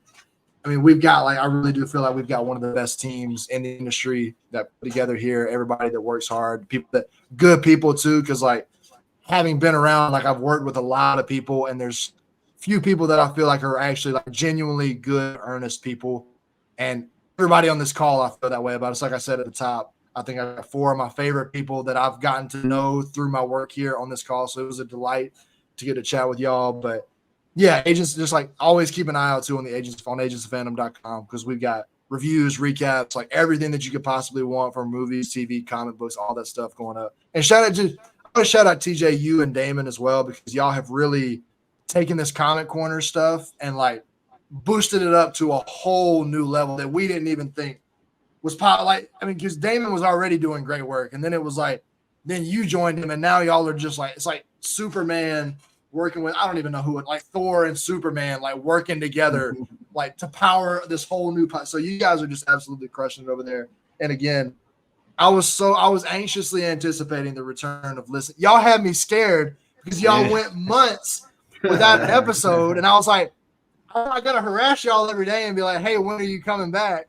But then you finally showed back up and came back. So yeah, I'm so happy of everything that we got going on here. And I know I'm going way too long with the outro too. Dennis, I love you and everything you got going on with the alternate timeline as well. So you find me on Twitter, Adam Blevins _. Keep an eye on Collider, Agent, all that. And thank you so much for having me. This has been a delight. I know we went 2 hours, but this has just been a delight. One of my favorite podcasts I've ever recorded. I wish we could go for 3 hours. And Adam, I gotta say, you are the podcast delight, my friend. You are just, bro. Yeah, literally. I don't know what you got to do, brother, but you got to bring us all together. I don't know. We could not be more happy to have you, man. And hopefully we'll be back for season 3, and we'll be getting you on a lot more, because again, this has just been absolutely fantastic. And I cannot thank you enough for all the kind words. Working with you is one of the best pleasures of being here at Agents of Fandom. But my man Dennis, what do you got going on? I know alternate timeline. Everyone watching, listening to this, be sure to go follow, subscribe to the alternate timeline. But what else you got going on? Where can the people find you? Yeah, the alternate timeline on YouTube and on Twitter. It's the alt time. Same on IG as well. And that's about it, man. It's just me you guys know Jam and Jalen's just the three of us, just kind of getting it how we do it. But it's making it work. But I just want to say thank you for having me on. I know I was like in the comment section. I've watched all of the episodes of Council of Fire, so I was in the comment section like, yo, y'all better have me on season 3. I can't wait to be on season 3. Yeah, we couldn't let season 2 pass up without. Yeah, man, you're like not only one of our best friends, in real life, but also one of our biggest supporters on, Council of Fire and our other shows as well. So we just cannot thank you enough for friendship, support, and for joining us today, dude. No problem, man. Yeah, I love you guys. I'm a big fan of all you guys, Agents of Fandom.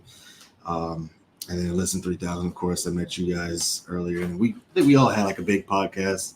I think it was the Guardians. The Guardians. We did the Guardians together with Adam. I remember that. And then I had Adam for like the Doom 2 podcast thing. That was another good one. That was pretty cool. Yeah. So I'm excited for more, and I'm always down and willing to chop it up with you guys. I love all of you. So keep doing what you're doing. Hell yeah, we're definitely going to be doing it more. If not for Council of Fire, I'll find some excuse to do a show. I'll tell TJ. I'll find something. We got to figure this out. I'll figure something out, dude. I'll say, what's the next show? Okay. Zen, Caesar, Listen 3000 podcast. Go follow, go subscribe, go follow him on Twitter. I know you guys got some stuff cooking up. I know we got some merch just came out. Tell the people about it. Yeah. Listen 3000, man. We did drop some merch. You can check it out, listen3000.com. And we just got a new episode that came out. What was it, last week? We talked Deadpool and San Diego Comic-Con, all that crazy stuff. Make sure to check it out. This is one of my favorite episodes we've been on. With all you guys, I'm so happy we got to talk the finale with all my brothers here. It was awesome. And Agents of Fandom, you already know what it is. It's home team. So we're here, and thank y'all for everything. This whole run of House of the Dragon, this has been amazing. I don't know what I'm going to do on my Sunday nights now, not being able to link with y'all and talk about it.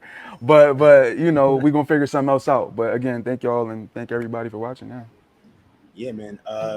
Literally what Zen said, just couldn't thank. Shout out Thor in general. Thank you, Thor. Yeah, man. Thank you for putting this together. For sure. Hey, me, come on now. Yeah. Y'all make the show. Yes, thank you. I mean, you brought us together, bro. We wouldn't be doing this without you.